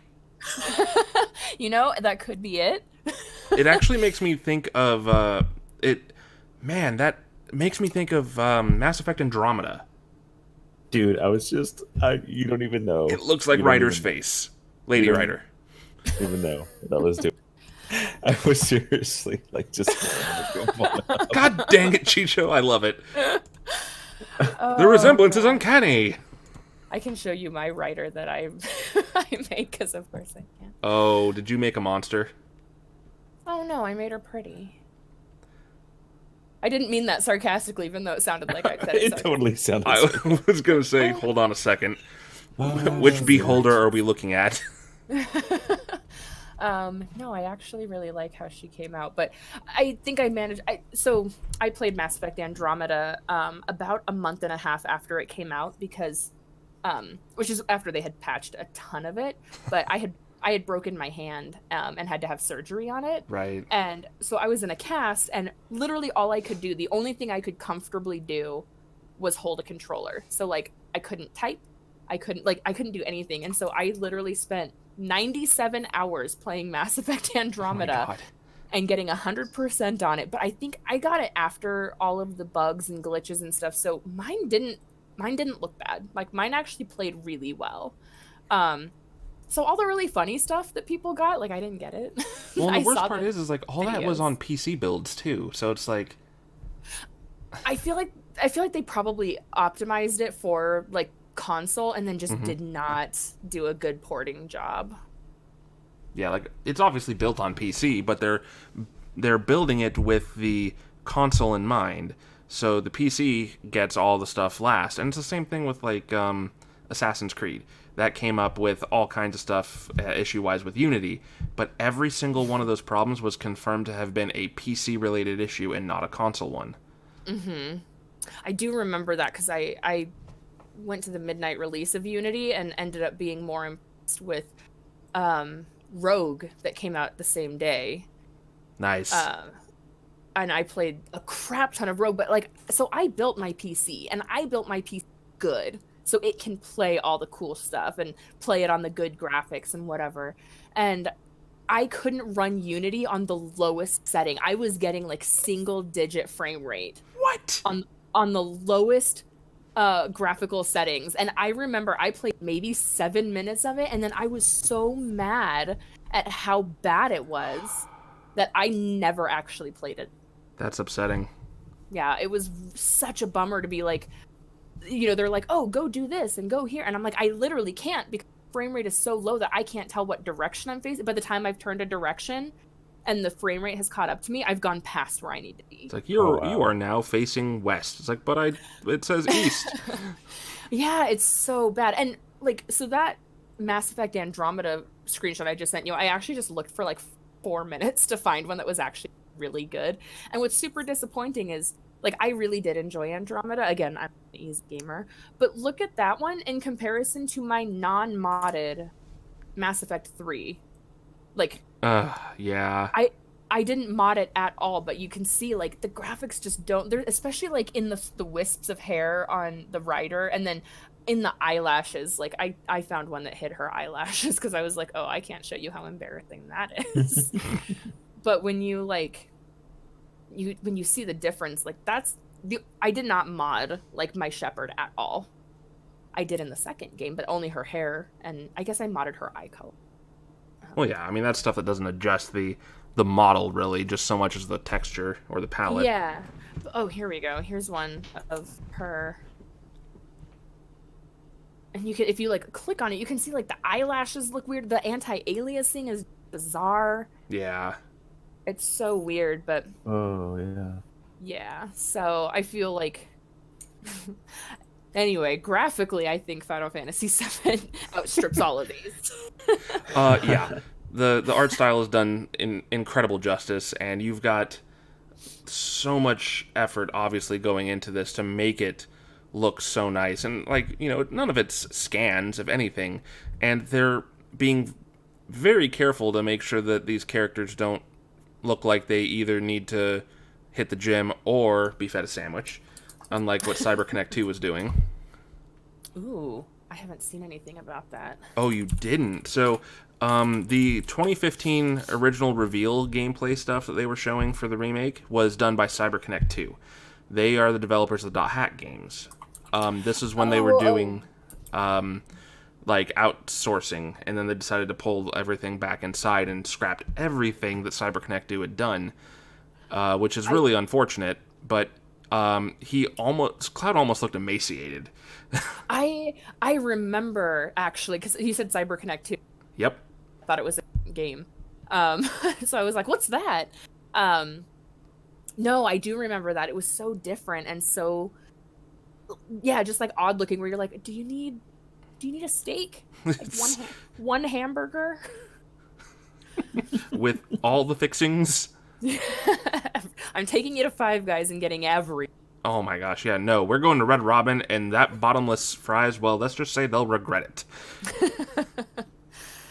Oh man, I was trying to find something else to show you guys, and now I don't remember what I'm scrolling for. Hopefully I'll remember it when I see it. No, I do really like that. I do really like the way that their character models look. Like, yes, Tifa is thin, but we know she's fit because she's a fighter. Yeah. Like, she's straight up a brawler. I literally just got past this in my game. I took a picture and sent it to my friend, and I was like, he's such a good host. Ladies and gentlemen, my wife is stealing the show. Hi. From the couch, she is just destroying everything. She's doing a good job. I'm gonna second the roll on laugh. Gosh, I'm trying to find something. But, like, yeah, I don't know. Cloud looks, like, muscular, but Elaine sort of muscular. But Barrett looks like he's goddamn huge. Like, I feel like they look like what they need to look like. And it doesn't look, I don't know. You know, like, artwork for old school games where you were like, do they have a body under those clothes? Because once you take away the clothes, like, their waist is tiny. Mm-hmm. And yeah, I don't know. I didn't feel that way about any of them. Like, they've got, like, everyone does. Yeah. But except Barrett, but he's like a beast. Yeah, no, that man is a wall. But their physique matches like the personality, like the character, right?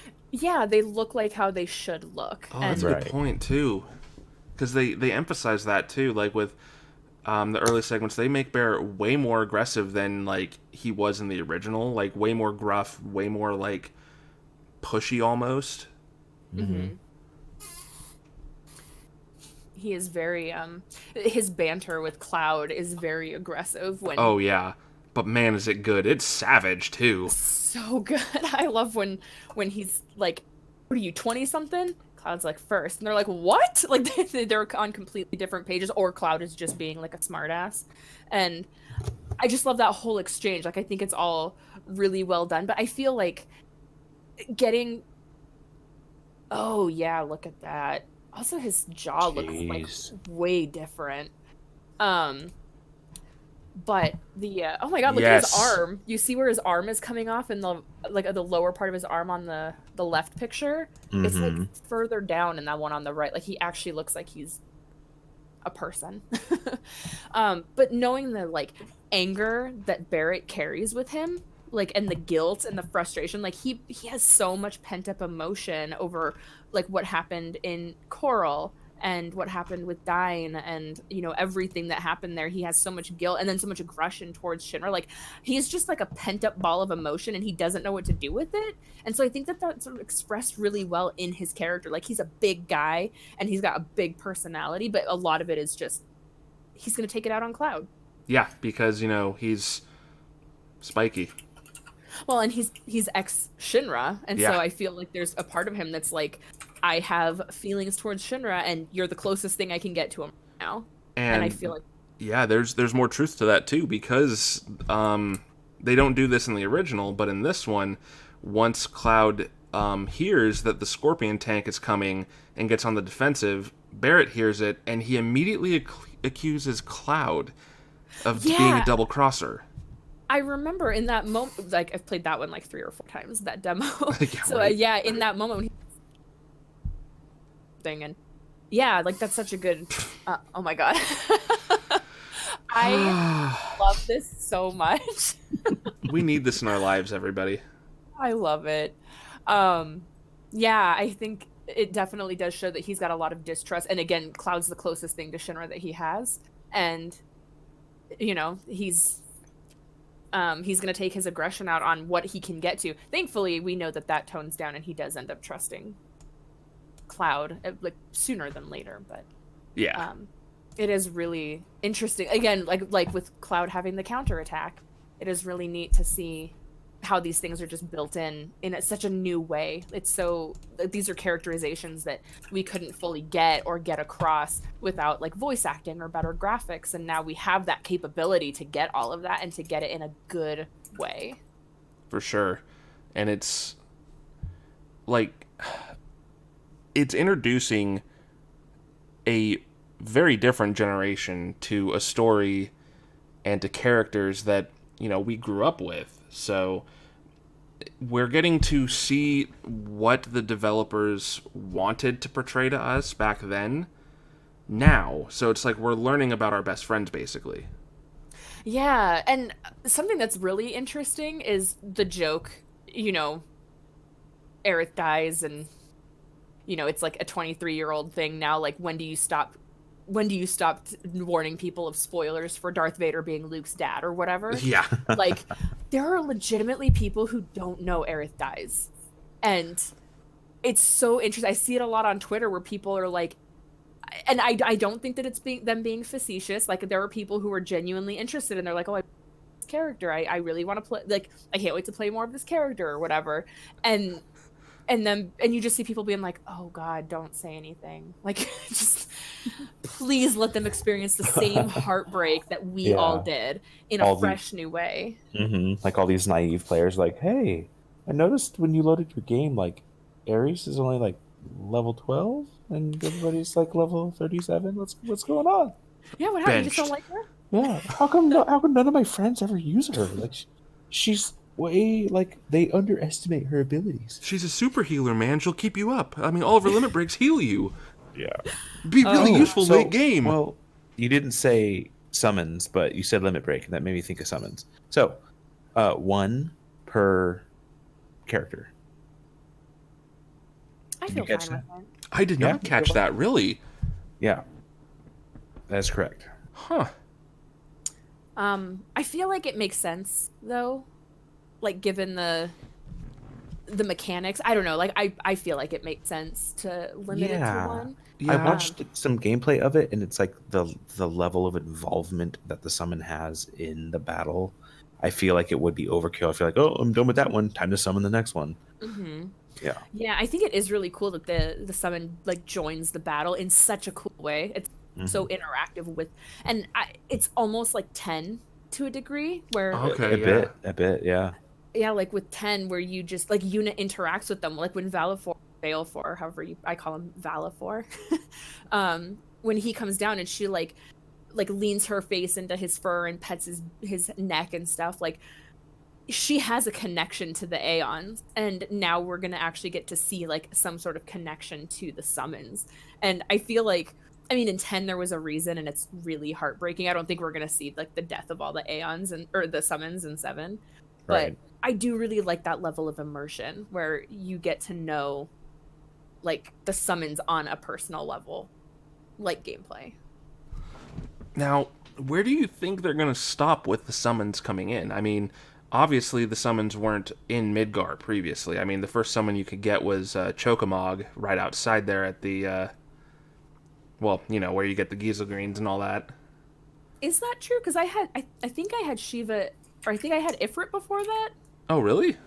I think so. Don't hold me to. I don't pay super attention. I just equip materia. Again, I'm like I'm powering through my replay of it, and just like I'm literally on 3 times mode, and I switch God mode on so I don't have to heal. You can still get one shot. Only when I because I don't like to play with the God mode on all the time, but when a character starts getting low in health, I'm like, God mode, and then I turn it off again just so I can like boost it. Well, who needs potions or heal materia? I don't. So yeah, you know, sorry to interrupt, but yeah, Brandon, you make a good point. In the original, the first summon is Chocomog, which is technically hidden. Yeah, on the farm. So that's after Midgar. Interesting. I don't even know why I don't remember that. I played that game so much.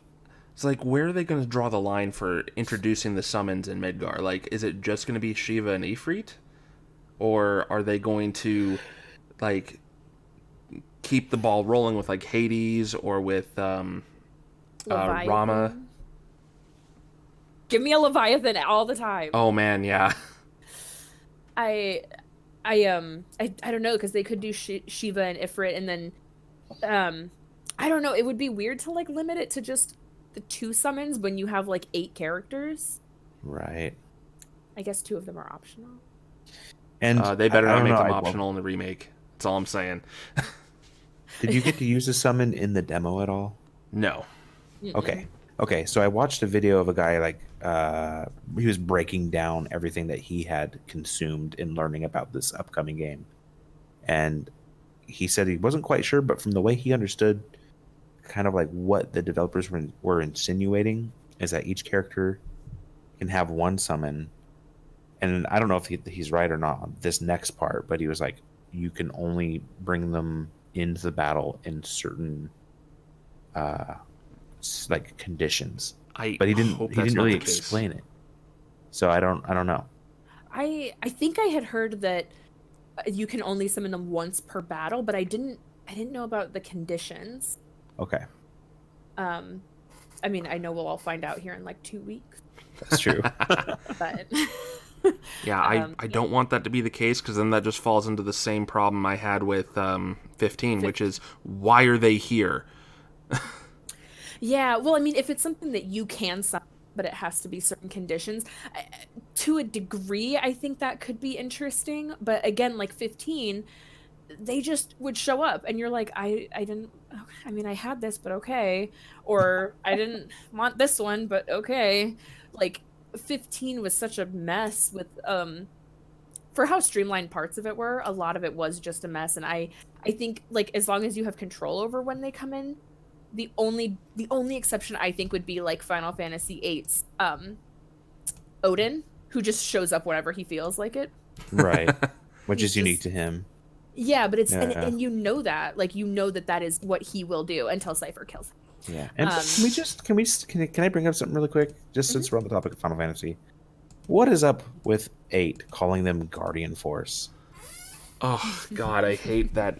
Like, the name is cool and all, but it's like, you should have kept it to a single word that you can fit on that taskbar. GF. Yeah, not my that. cousin. I used to watch my cousin play 8 when I was little, and he's like, "Yeah, these are all my girlfriends." So Was that Miguel? Yeah. Oh, I have ammo. So I think I can actually talk about now that I don't work there anymore, but I used to work for Google Fiber, the Google's internet service.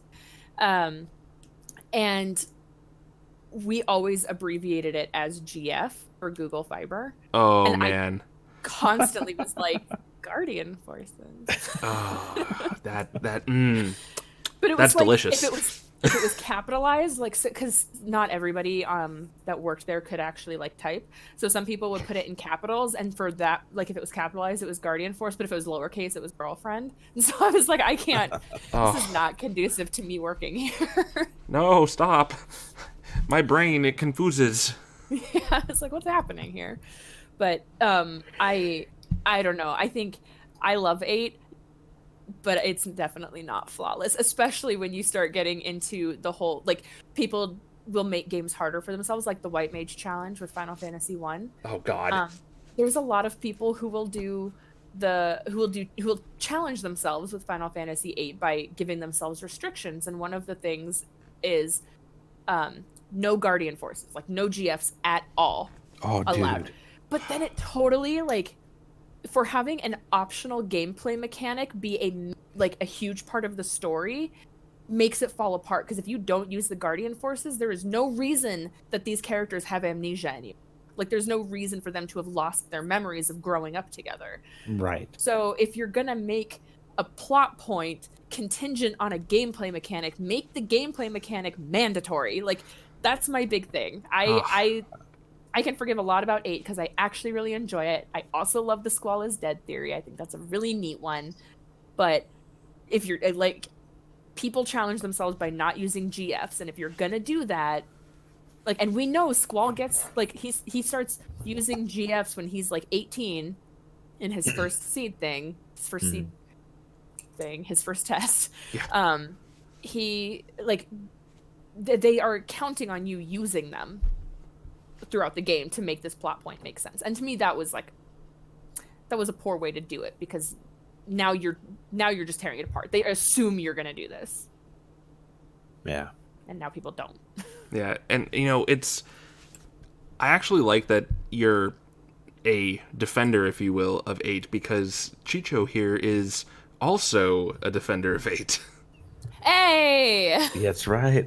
I'm still waiting for a remake. I know they got like the whole little remastered, or not remake, but I mean, let me back up a second. I'm still waiting for Jackie votes 9 on mobile. And I know I sound horrible saying that. I am a gamer, but I do enjoy ports to mobile, and I'm still waiting for 8 to show up on my Android. Yeah, the remaster looks really good. I'm actually gonna get it, but I'm trying to finish other games. I'm in the middle of working my way through my second story in Fire Emblem, and I'm replaying Final Fantasy VII and then Animal Crossing. Yeah. Holy shit. And then I've also got a new game where you Killer Roomba. And that sounds amazing. Yeah, it's tactical vacuum espionage is what its description is, and it looks really fun and something you can just like kill 10 minutes in. And but people are breaking into the house, you the Roomba go and attack them, but you can also hack, like, it's really ridiculous. You can hack windows and doors and fans, and then you can use them to kill the intruders. And then when you kill all the intruders, you have to go around the house and clean up the mess. So you Oh have my to, god. so you're actually like, and as you go, you're vacuuming as well because you're a Roomba. But you get like a super boost charge. If you would, depending on how much blood and body parts you suck up. And, and then you can like supercharge against the enemies or the intruders. And then like as you're going, you can like vacuum up their footprints and the blood and such. But when all of them are dead, you're given 60 seconds to complete or to clean as much as you possibly can. It's called Roombo. Oh god, to play on Rambo. Roombo. First blood. Yeah, Roombo First Blood. Oh gosh. And it is so. I watched a little bit of gameplay because it was only $4 on Twitch, and I was like, maybe I should just get it. And so I watched some gameplay, and I'm like, yep, I'm mine. It. I have to have it. So, yeah. So I'm in the middle of a lot of different games. I will get the 8 remaster at some point and play it because it looks really good. But, what's this? Oh my god, I've seen that. It's amazing.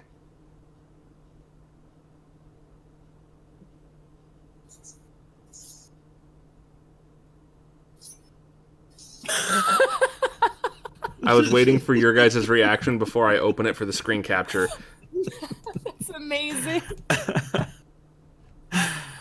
Yeah, for the screen capture. Here we go, everybody. How about a kiss from this? You got that right.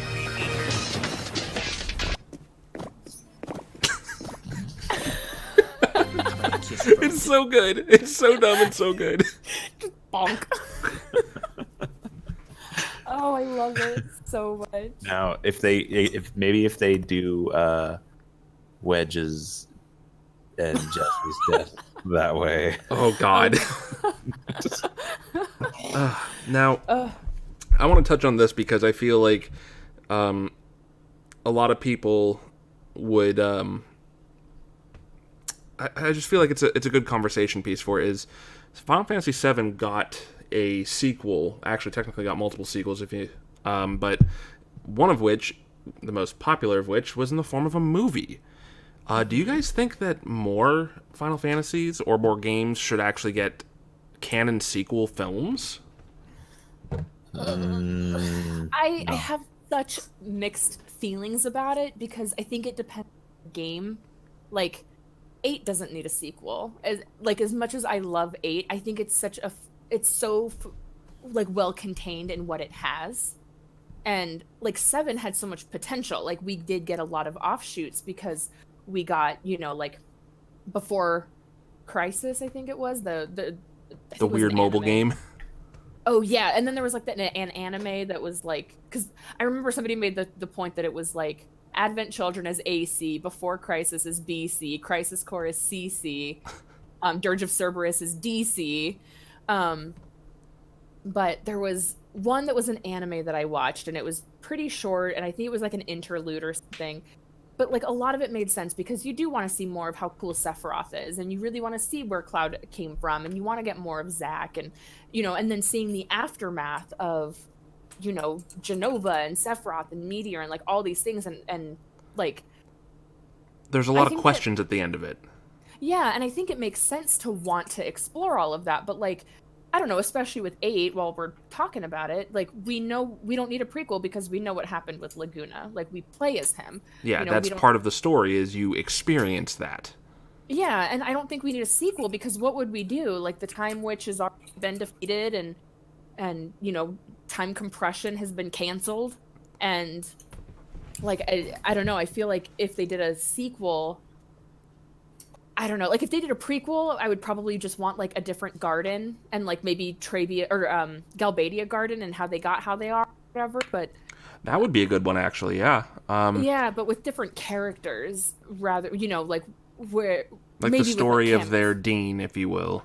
So When did Yeah. Advent Children come out? 2005. 2005. Okay, so there's a pretty good chunk of time between the game and the film. 2 years is like, well, I mean, like, yes, 15 years Yeah. between release dates, but 2 years timeline wise. Right. No, yeah, sorry. Talk about release date. So, Oh, okay. I mean, theoretically, I mean, they could try to pull off something for another Final Fantasy, like movie sequel. My concern is like, I think Final Fantasy VII was kind of like a pivotal turning point as far as how visuals played a factor in a game. And like think- it was. Go Yeah, ahead. cinematography was a big thing for that one because they played with angles for the first time, really, and they were really like, even when you see their FMVs, their cutscenes, like, yeah, they're not, you know, the highest quality, but that's also because the technology was so new, and you got to see very different perspectives than what we got before.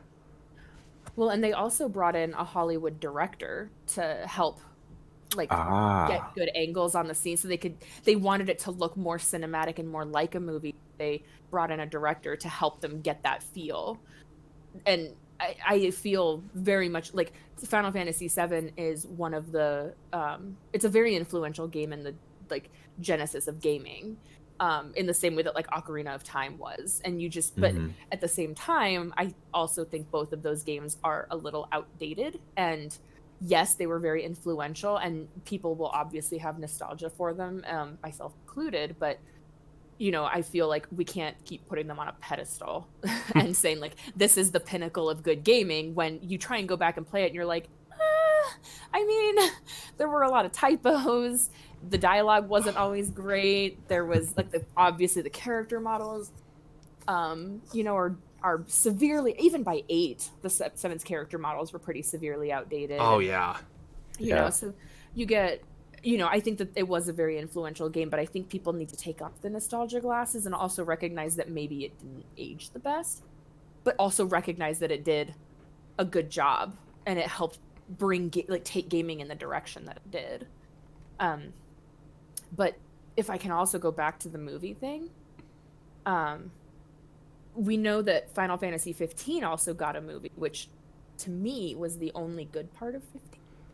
So I haven't watched it yet, and I know where it takes place because I mean it's relatively early in the game that it takes place, but it's Within not the a first, prequel, not a sequel. It's like a midquel. Yeah, it takes place within the first, like, depending on how long it takes you to get to this point, the first like 10 hours of the game. And honestly, the movie is so different and so good, but my own, like, to me, my personal feeling, it was one of the only good parts of Final Fantasy 15.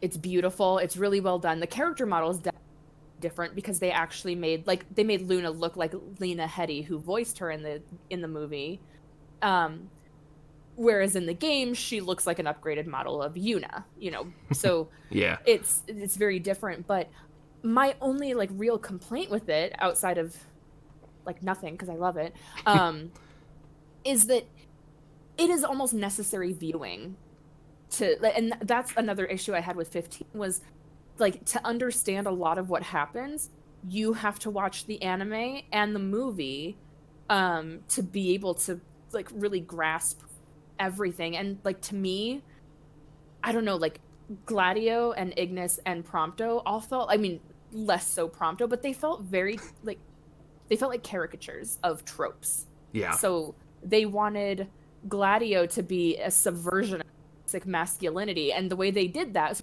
big buff dude who wears, like, you know, he's got his tattoos and he wears his tight jeans and he's super hot, and so you'd think he's like a thick-headed jock. Well, the way that they show that he isn't just a thick-headed jock is they make him read in the car rather than giving him like more intelligent like dialogue or what have you. Like, they make him read in the car, and so it felt like a caricature of a muscle man who could wear reading glasses in the book. And like, Ignis was the mom trope to an nth degree, to the point where I was like, all right, Ma, like, I've come up with a new recipe.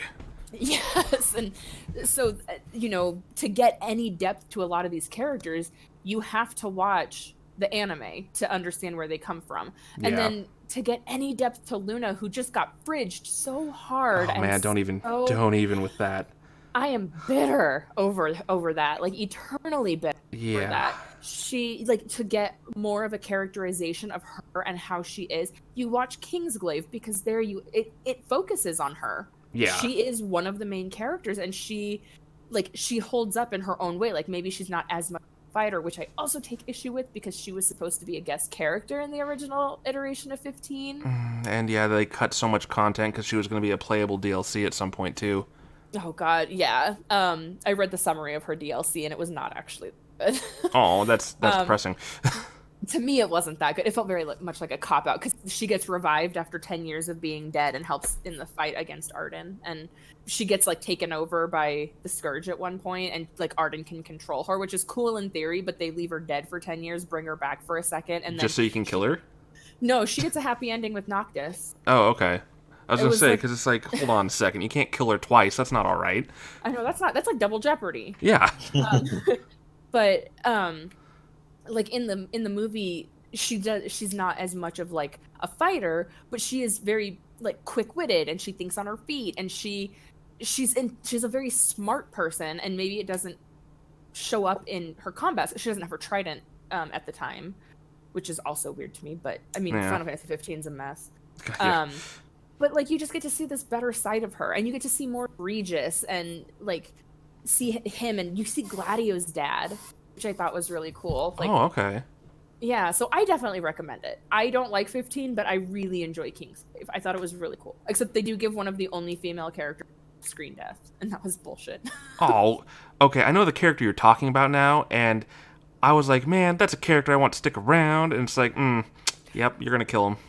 Yeah, in the first 25 minutes, she gets an off-screen death, and it feels like bullshit, and I could rant about it.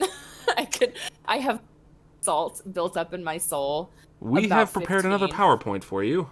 This one I've already started. But when you watch it, just keep in mind she is part of the Kingsglaive.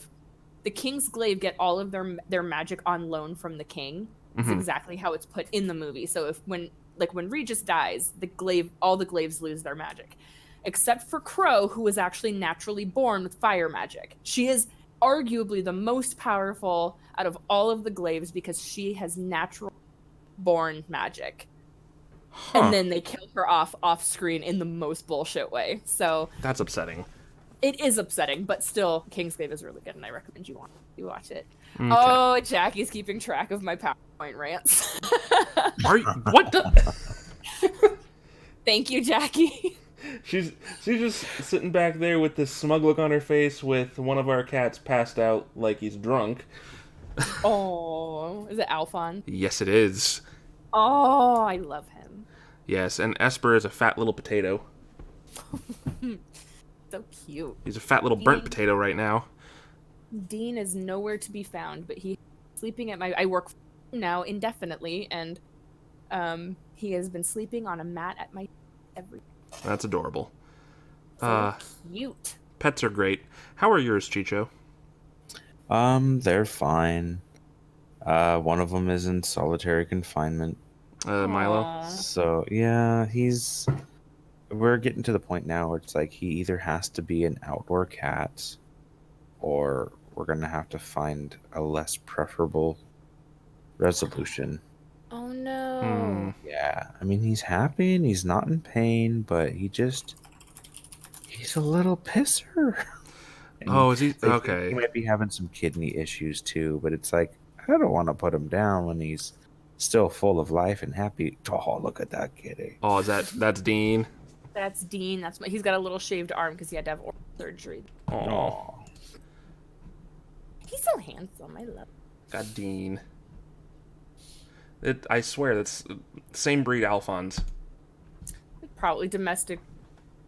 What? Oh god, Russian blue short hair. Yeah, that's what we're there's a possibility that Alphonse is a Korat, based on the face shape, which I mean Dean could be as well. But it's really hard to say because honestly, he's a mix. So, I mean, he could be getting the facial shape from the other mixed breed. Okay, yeah. Jackie mentions the Final Fantasy 15 rant, so yeah, that was me. I have one of those. We have a dual rant about. We just have a combined power. We're like, let us tell you. Cue the Spider-Man meme. It's just us pointing at each other. Well, I was gonna say the cosplay one where, like, with the screen behind him and he's pointing at it. It's like Final Fantasy 15 is shit, and here's why. Yes. I can see where they tried to make it good, but the people who were like, best Final Fantasy ever, I'm like, you've probably never played another one, which also doesn't feel fair to me to say. Yeah.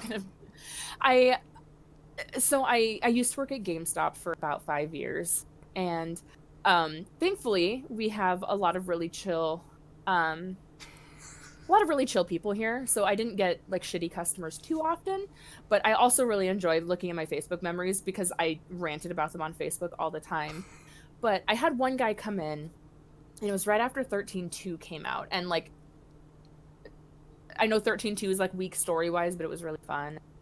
I'm super easy of a gamer, and I just really liked it. And so I was working, and this guy came in, and a commercial for 13.2 started playing, and he goes, that game is shit.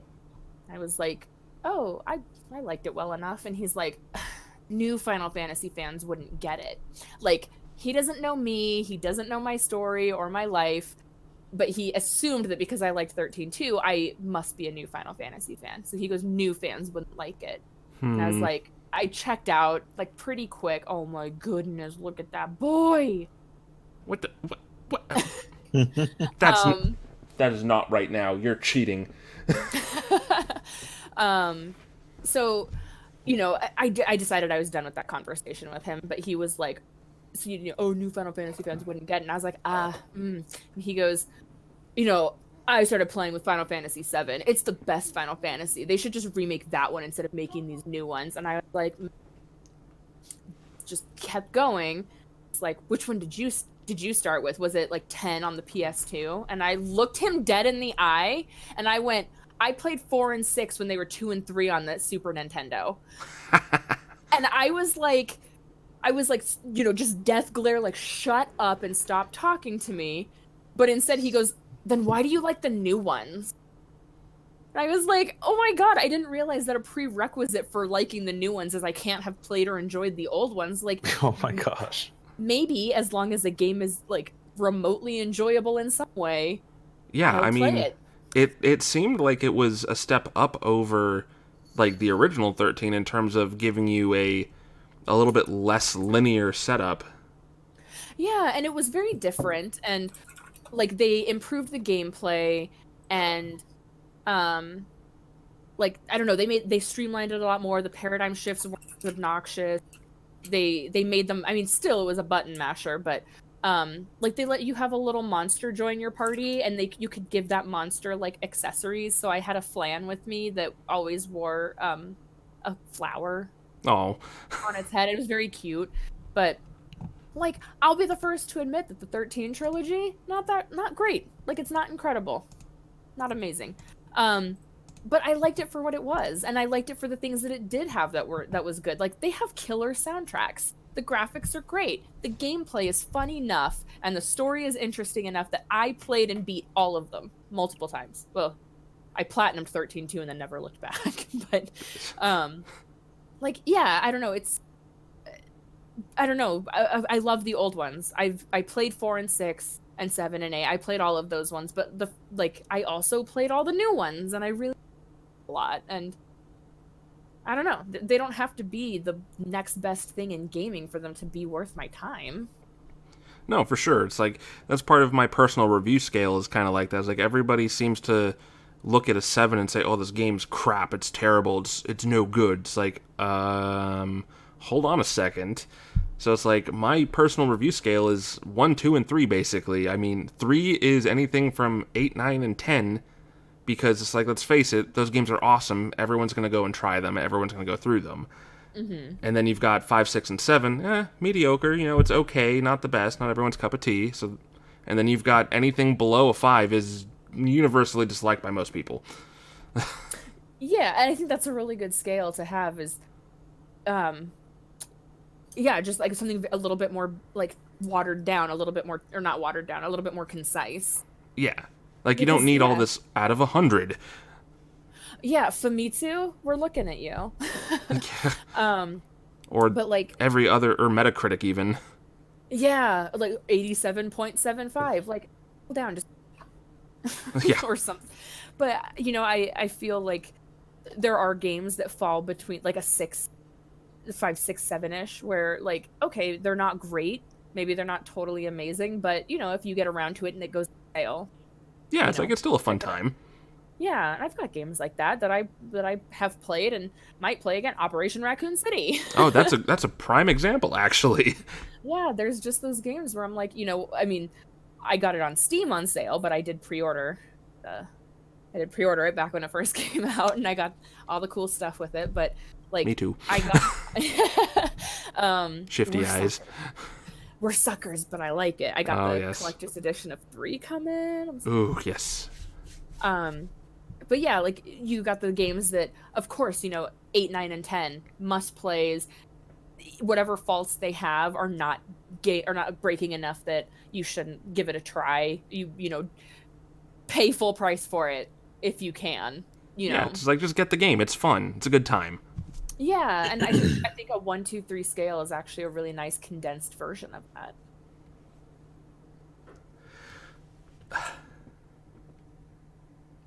So yeah. Yeah, I'm That super is- jazzed for all kinds of video games. Yes. Like as a mild tangent before this goes on for way too much longer. Yeah, it's kind of late for everybody involved here. Yeah, it's 2 a.m. here. Eek.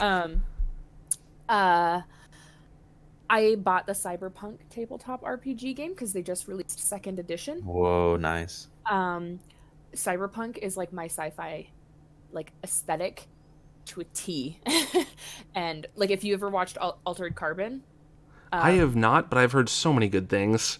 oh my god, I love it. There's a lot of nudity. Like just be aware that you probably shouldn't watch this in public because there's boobies everywhere. Ooh, boobies.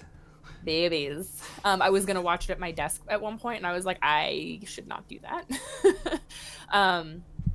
But it's really good. But everything about it is like 100 sci-fi aesthetic, and I'm super jazzed for the game, for 2077. But I'm gonna play 2020 to tide me over until then.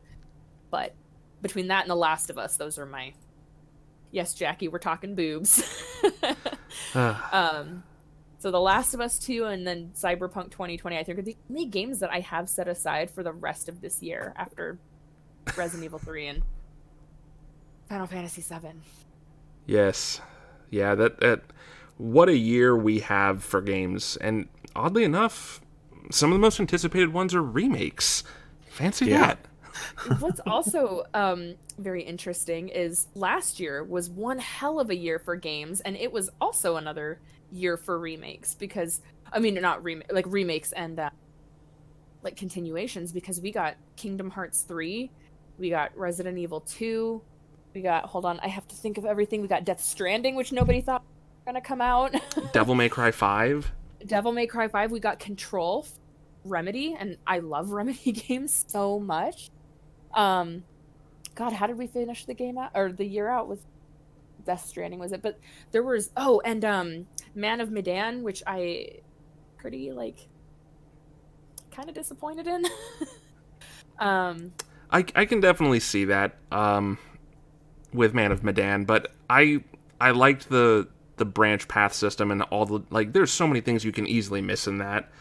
Yeah, I feel like they did rely a little weirdly on the player mechanic, because there was one point when, oh god, I don't know their name, Matt died, the younger brother died, and we couldn't figure out how. We were like, what even happened? We don't know how this happened. Well, it turns out that as one of the girls, Fliss, I think it might have been Fliss, she if you don't let her go outside and get a breath of fresh air so she's not intoxicated anymore, she sees a demon thing and she stabs it to death, not realizing that that's the younger brother.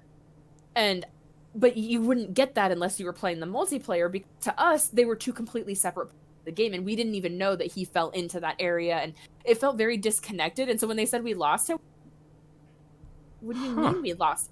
I don't understand. So, and then I don't know, I felt like we missed a lot. I felt like there was a lot that I didn't feel super compelled to replay it to find the things I missed, because I just felt disappointed in part. Like some of the QTEs you can miss and nothing happens, but then there's some QTEs where if you miss even one, we lost Sean Ashmore's character. I don't remember his name. Conrad.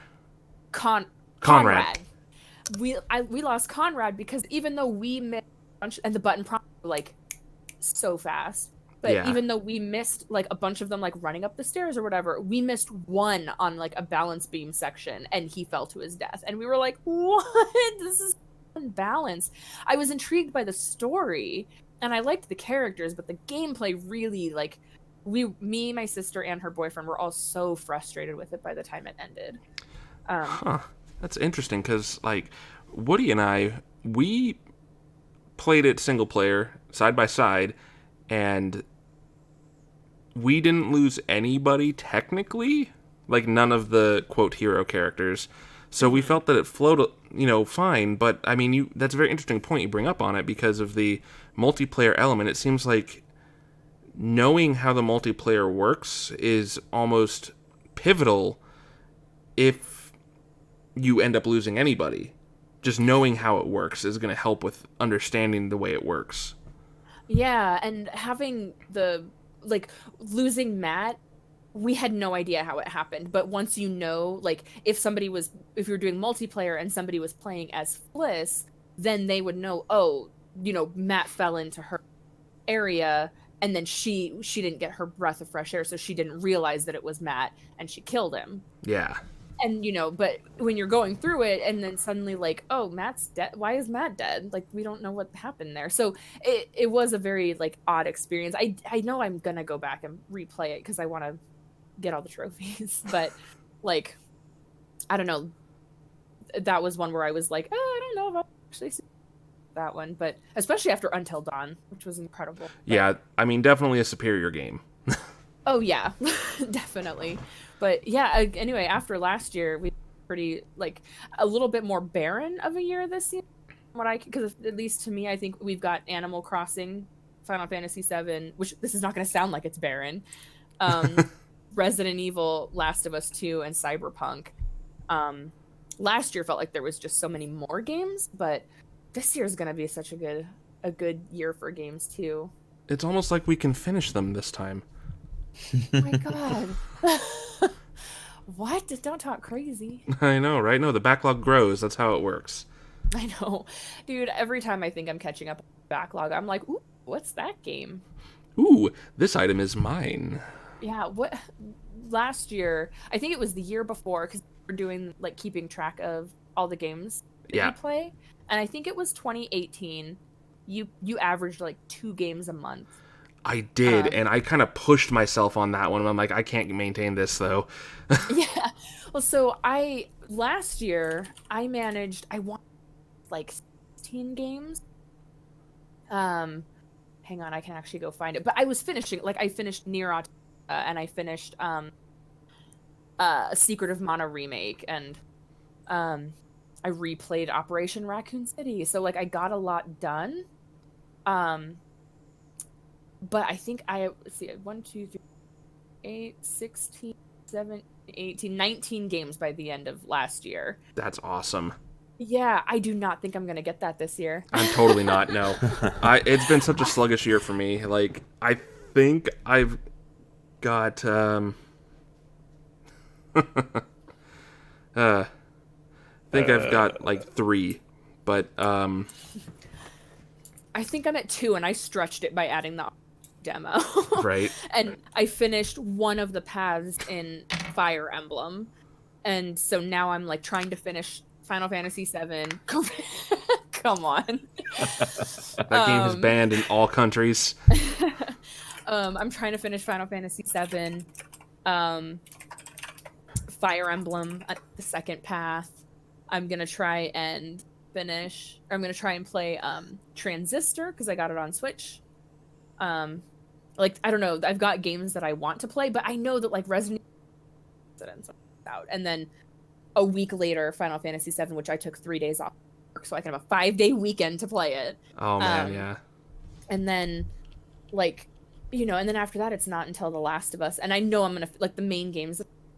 I know I'm gonna finish those ones, but like I don't know how much. I think this is gonna be my year of being like, whew, I'm just gonna do whatever comes my way. And I didn't mean to finish 19, but you know, I was dead set on finishing Secret of Mana, the remake, and Nier Automata, which both are really great. So much good out there. I know. Well, just have to, Chicho, like- I must yeah. ask. Huh? I gotta ask you because you've been awfully quiet here, but that's, you know.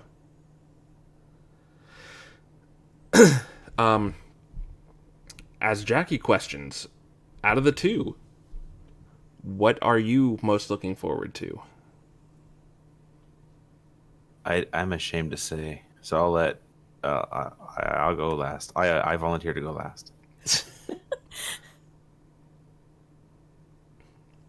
Well, I'm thinking that it's going to be Final Fantasy VII for me. Simply because, well, I have a personal connection to it, which I mean, everyone has their own connections, but mine was like the original game came out in 97, and I was struggling with reading.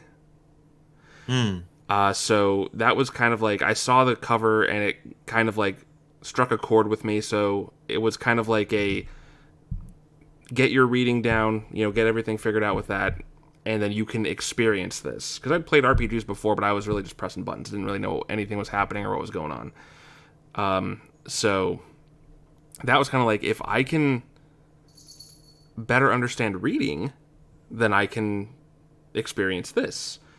So that was kind of like a personal treat to myself way back when, and it's a little bit more exciting to see it being remade with love and care from a lot of the original staff.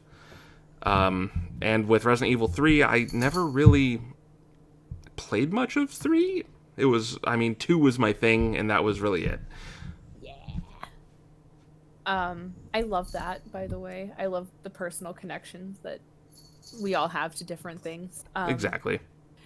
I personally, I think that I'm most looking forward to Final Fantasy VII. I love Resident Evil so much, but I also didn't play a ton of 3. I also don't like tank controls, and so by the time 3 came out, I was like, I don't care. So I personally, it's 7 for me, and I don't, my story around 7 isn't quite as like, I don't know, like as personal. I have other games that I connect with on a level for personal reasons, but I remember when it was not immediately after 7 came out, but it was within a couple of months. My brother Michael lived with our grandmother, and we all lived in California, and my mom and I had to visit them. And my mom took my brother out shopping for the day just to like hang out, and I don't remember. I was 11 when the game came, or 11 when I played it. And I was just screwing around in my grandparents' apartment. I was always like a very energetic kid. Even now I like fidget a lot. I was a very energetic kid, and I was just screwing around, and I ended up falling flat on my, and I jammed my teeth into my lip really hard. Ooh. And I have a scar on my lip that's an upside down V. And there's like scar tissue in my lip, but my grandparents were like, we don't know, like we can't take her to the hospital to get stitches because what are they gonna, how do you stitch up a lip? Like that's ridiculous. And so they ended up like helping stem the blood, and then like ice on it and above the heart. So I was laying down, but like propped up, and they just set me down in front of Final Fantasy VII. Because my brother had a PS1 and Final Fantasy VII, and so I started playing it, and I was like, hell yeah. So my experience with it was surrounded by injury because I was a dumbass. That's fair though, because that's life is just being a dumbass, honestly. Mm-hmm. Basically, but an 11-year-old overly energetic child. I mean, I got Final Fantasy VII put in front of me, so it worked. Not gonna argue with that one. Yeah. All right, Chicho, your turn. Okay. I don't even know if it's coming out this year. I doubt it. But I'm definitely excited. Resident Evil 3 remake. Definitely excited about Final Fantasy VII remake, even though I don't have a PS4 Yet. Someday. yet. Yeah, someday. A man can hope. I kind of really want to play whatever the next Elder Scrolls game is going to be, and there's like a slim chance somebody said it might be out this year. I know it's not gonna, but I just want it to be. Oh.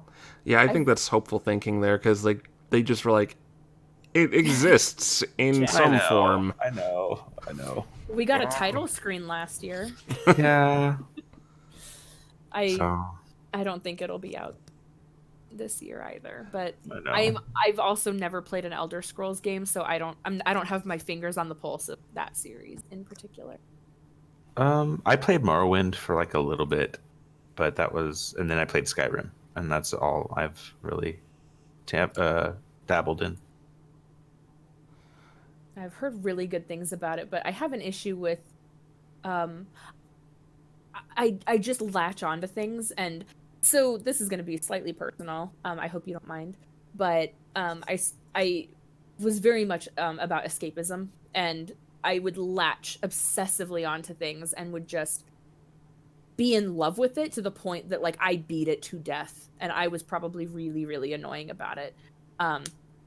I started taking antidepressants last year, and it has absolutely like balanced a lot of things out in me. And so I don't like hyper fixate on things as much anymore, because I think that was like an unhealthy coping mechanism. I know way too much about Borderlands because I spent like a solid like year like obsessed with it. But and I still love it, but I didn't ruin it. But I can tell like I'm kind of in that same vein where like if I got into Skyrim, I think that I would hyperfixate. It's the same reason I don't play Final Fantasy XV, because I don't want to lose my life to it, because I know me and I know my tendencies to obsess. Oh, okay. And so to me, like, I have a friend who plays Final Fantasy XIV and really wants me to get into it, and I've heard things about Skyrim, but I know me, and I know that I would just lose myself to it, and it would be, I don't know, it's like a conscious decision that despite how good they are, I'm not going to get involved in them. Well, if you do get involved in 14, go to the Coral server. Are you there? Yes. Jackie and I are both there. Nice. I wonder what server. He got into it and has been playing it near nonstop since January. Noob. Yeah, brand noob, but like almost obsessively. And now that he's working from home, it's like getting 14 hours in a day. Oh man. So I can actually pull up their hour countage on it, but yeah, I don't know. Like that's my only reason.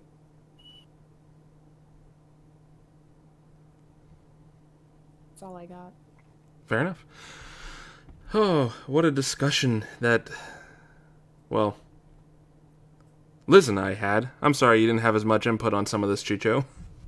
That's fine. I talk a lot, and I am so sorry. That's totally cool. It was really just turned into a gushing match on 7. So this is another really interesting twist. Like I know me, and again I know that like I'm just such a slut for Square, which sucks because especially after 15, I'm like you hurt me so bad with 15, but I know that like, and I was pretty hesitant over a 7 remake. Like I didn't want it for a long time. I didn't think it was going to happen. I was one of those ones that was like, let's focus on the next game. Like, don't worry about 7. But I also, the entire time I was saying, like, I know me, and I know that when it comes out, I will get the collector's edition, and I will get all the cool shit that comes with it, and I will play a ton of it because I know me as a person, and that's who I am.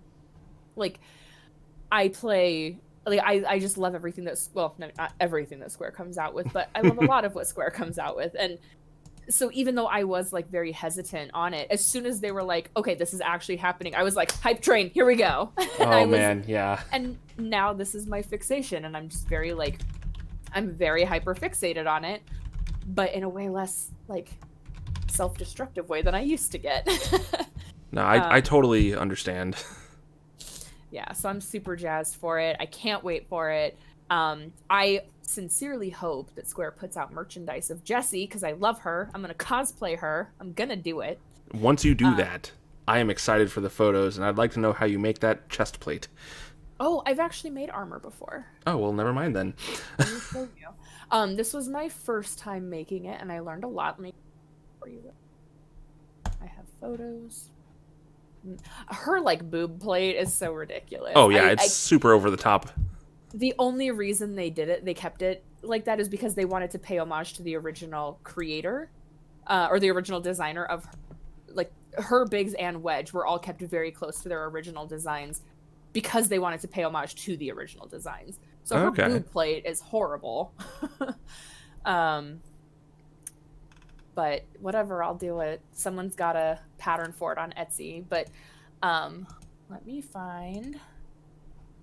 See, you'll probably know the character too.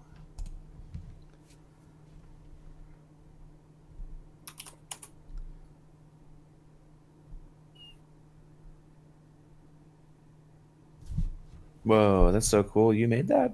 I did. That's awesome. And let me see if I can find. Here's this one. I learned a lot by doing that, by making this, but to let you know what this armor was made out of, I made it out of craft foam. Wow. What? Yeah. Yep, I made it out of craft foam. This did not hold up very well. This was very, I think I got 3 wears out of it before I had to scrap it, because it was flimsy as hell. But yeah, craft foam. I quickly learned that EVA foam is definitely the way to go when you're doing armor, but craft foam is so much cheaper, and like you get to learn so much from it. So I'm not super concerned about Jessie's breastplate. Also because I did, so this one was actually made out of EVA foam, and this one is still holding up. This one is tucked away in a box and refuses to unmold. Oh yeah, the ject. Yeah, so this one is actually made out of EVA foam, and all divots, or the dots, the screws. Rivets. Rivets, that's the word. Those are all thumbtacks that I glued in place and painted over. That's awesome.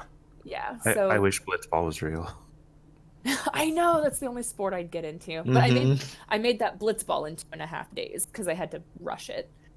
Okay, I wasn't sure if you made that or not, but yeah, that looks good. Thanks. It was a soccer ball with plastic eggs glued to it that I painted. I love it. I still have it, but it's half deflated. Oh. Yeah, it didn't stick around very well. So at some point I'll figure out how to. But yes, I'm going to cosplay Jessie. I'll do progress shots. I love her. I hope they make merch of her, because the Square Enix store is coming out with new merchandise for the remake. They actually have new statues that are available. They're 10 inches tall, except Aerith is 9 inches tall. But they're like, Aerith is $40, and Sephiroth and Cloud are $50. And for being like 10-inch tall figures that are really well done, they look incredible. So I'm hoping they come out with like Barrett and Tifa and like all the other characters, Jessie, Biggs, and Wedge. But I assume they're probably going to come out with more characters with subsequent chapters of the game. Yeah, I bet they will. I'm actually waiting to see them do more of the polygon figures. Oh my gosh! Before, like, I could probably talk forever, and I'm so sorry, but Right. No, I mean, it again, when you're gushing about something you care about and you enjoy, it's kind of hard not to just keep going. so fun. I know I think they're gonna end up doing all the main characters, but right now they have Cloud, Sephiroth, and Aerith. I think they're gonna probably Tifa and Barrett and someone else. Reno. Reno. Yep. So this is actually something you can buy. Yeah, I pre-ordered them. They went live on the Square store the other day. Oh, That's so cool. They're blind box figures. I want them so bad. But they just don't guarantee that you're going to get all of them in the set. Like, because they're blind boxes. We can't guarantee that you're going to get them all. They also have these ones. Yeah, the trading arts figures. Yeah, I feel like... but with the subsequent releases of the games, we'll start getting the statues of other characters. I just really wish that they would do more Avalanche merchandise. Well, especially with how much more love they're getting. Jackie's not wrong. No, she is super right. She gotta watch out for Barrett's, man. Barrett's titties. Barrett's flat-chested, but it does protrude quite a bit. Again, he is a wall. I'm gonna motorboat it anyway. But yeah, so they're coming out with a whole lot of merchandise, and I can't wait to see what more they come out with. But with how much love they are getting, I am hoping that maybe after the release of the game, we'll see more Avalanche merch. I have the meme pulled up of Liz and Avalanche just because I'm gonna share it with my friends who also have to deal with me not shutting up. Yeah, I've mentioned before, so this is running quite long compared to what I was hoping for, but that's okay because as I've mentioned to people, I've wanted to gush about how much I loved this the demo that we did get, so that this is pretty much the climax of that. Yeah, it was really fun. I was really excited to be able to talk about them because these are two games that. The only thing that would have made it different is if it was Resident Evil 2 and Final Fantasy VII. Exactly. But Resident Evil 3, all I can hope for is that in a month or 2 months' time, they tell us they're doing Code Veronica next. Yes, please. Yeah. And then if Square would just give us a Parasite Eve remake. Oh, man, yeah. Man, it's such an underappreciated one, too. I love it, but please leave the other ones on the floor. We don't need to talk about Parasite Eve 2. I mean, 2's okay. It's okay. Then 3 went off the rails. Parasite, third birthday just should not have been. It was obviously supposed to be a different game. Oh, yeah. No, so much wrong with that one. Oh, yeah. But a rant for another time. Yes. We can talk games that deserve remakes and games we want ported, because boy, do I have a list of games I want ported to the Switch. Oh, yeah, ditto. Oh, thanks for the 6th rank there. Jeez, you guys. I have a lot of thoughts about Lufia, so let's save that for time. You know what? That's fair. That's fair. Well, until next time on that, I guess we'll chat more about the stuff that's going to be on our screens. Yeah, this was super fun. I had a lot of fun with this. Yep, likewise. Yeah, thanks for having me. I'll talk to you guys about it next time. Oh, yeah, for sure.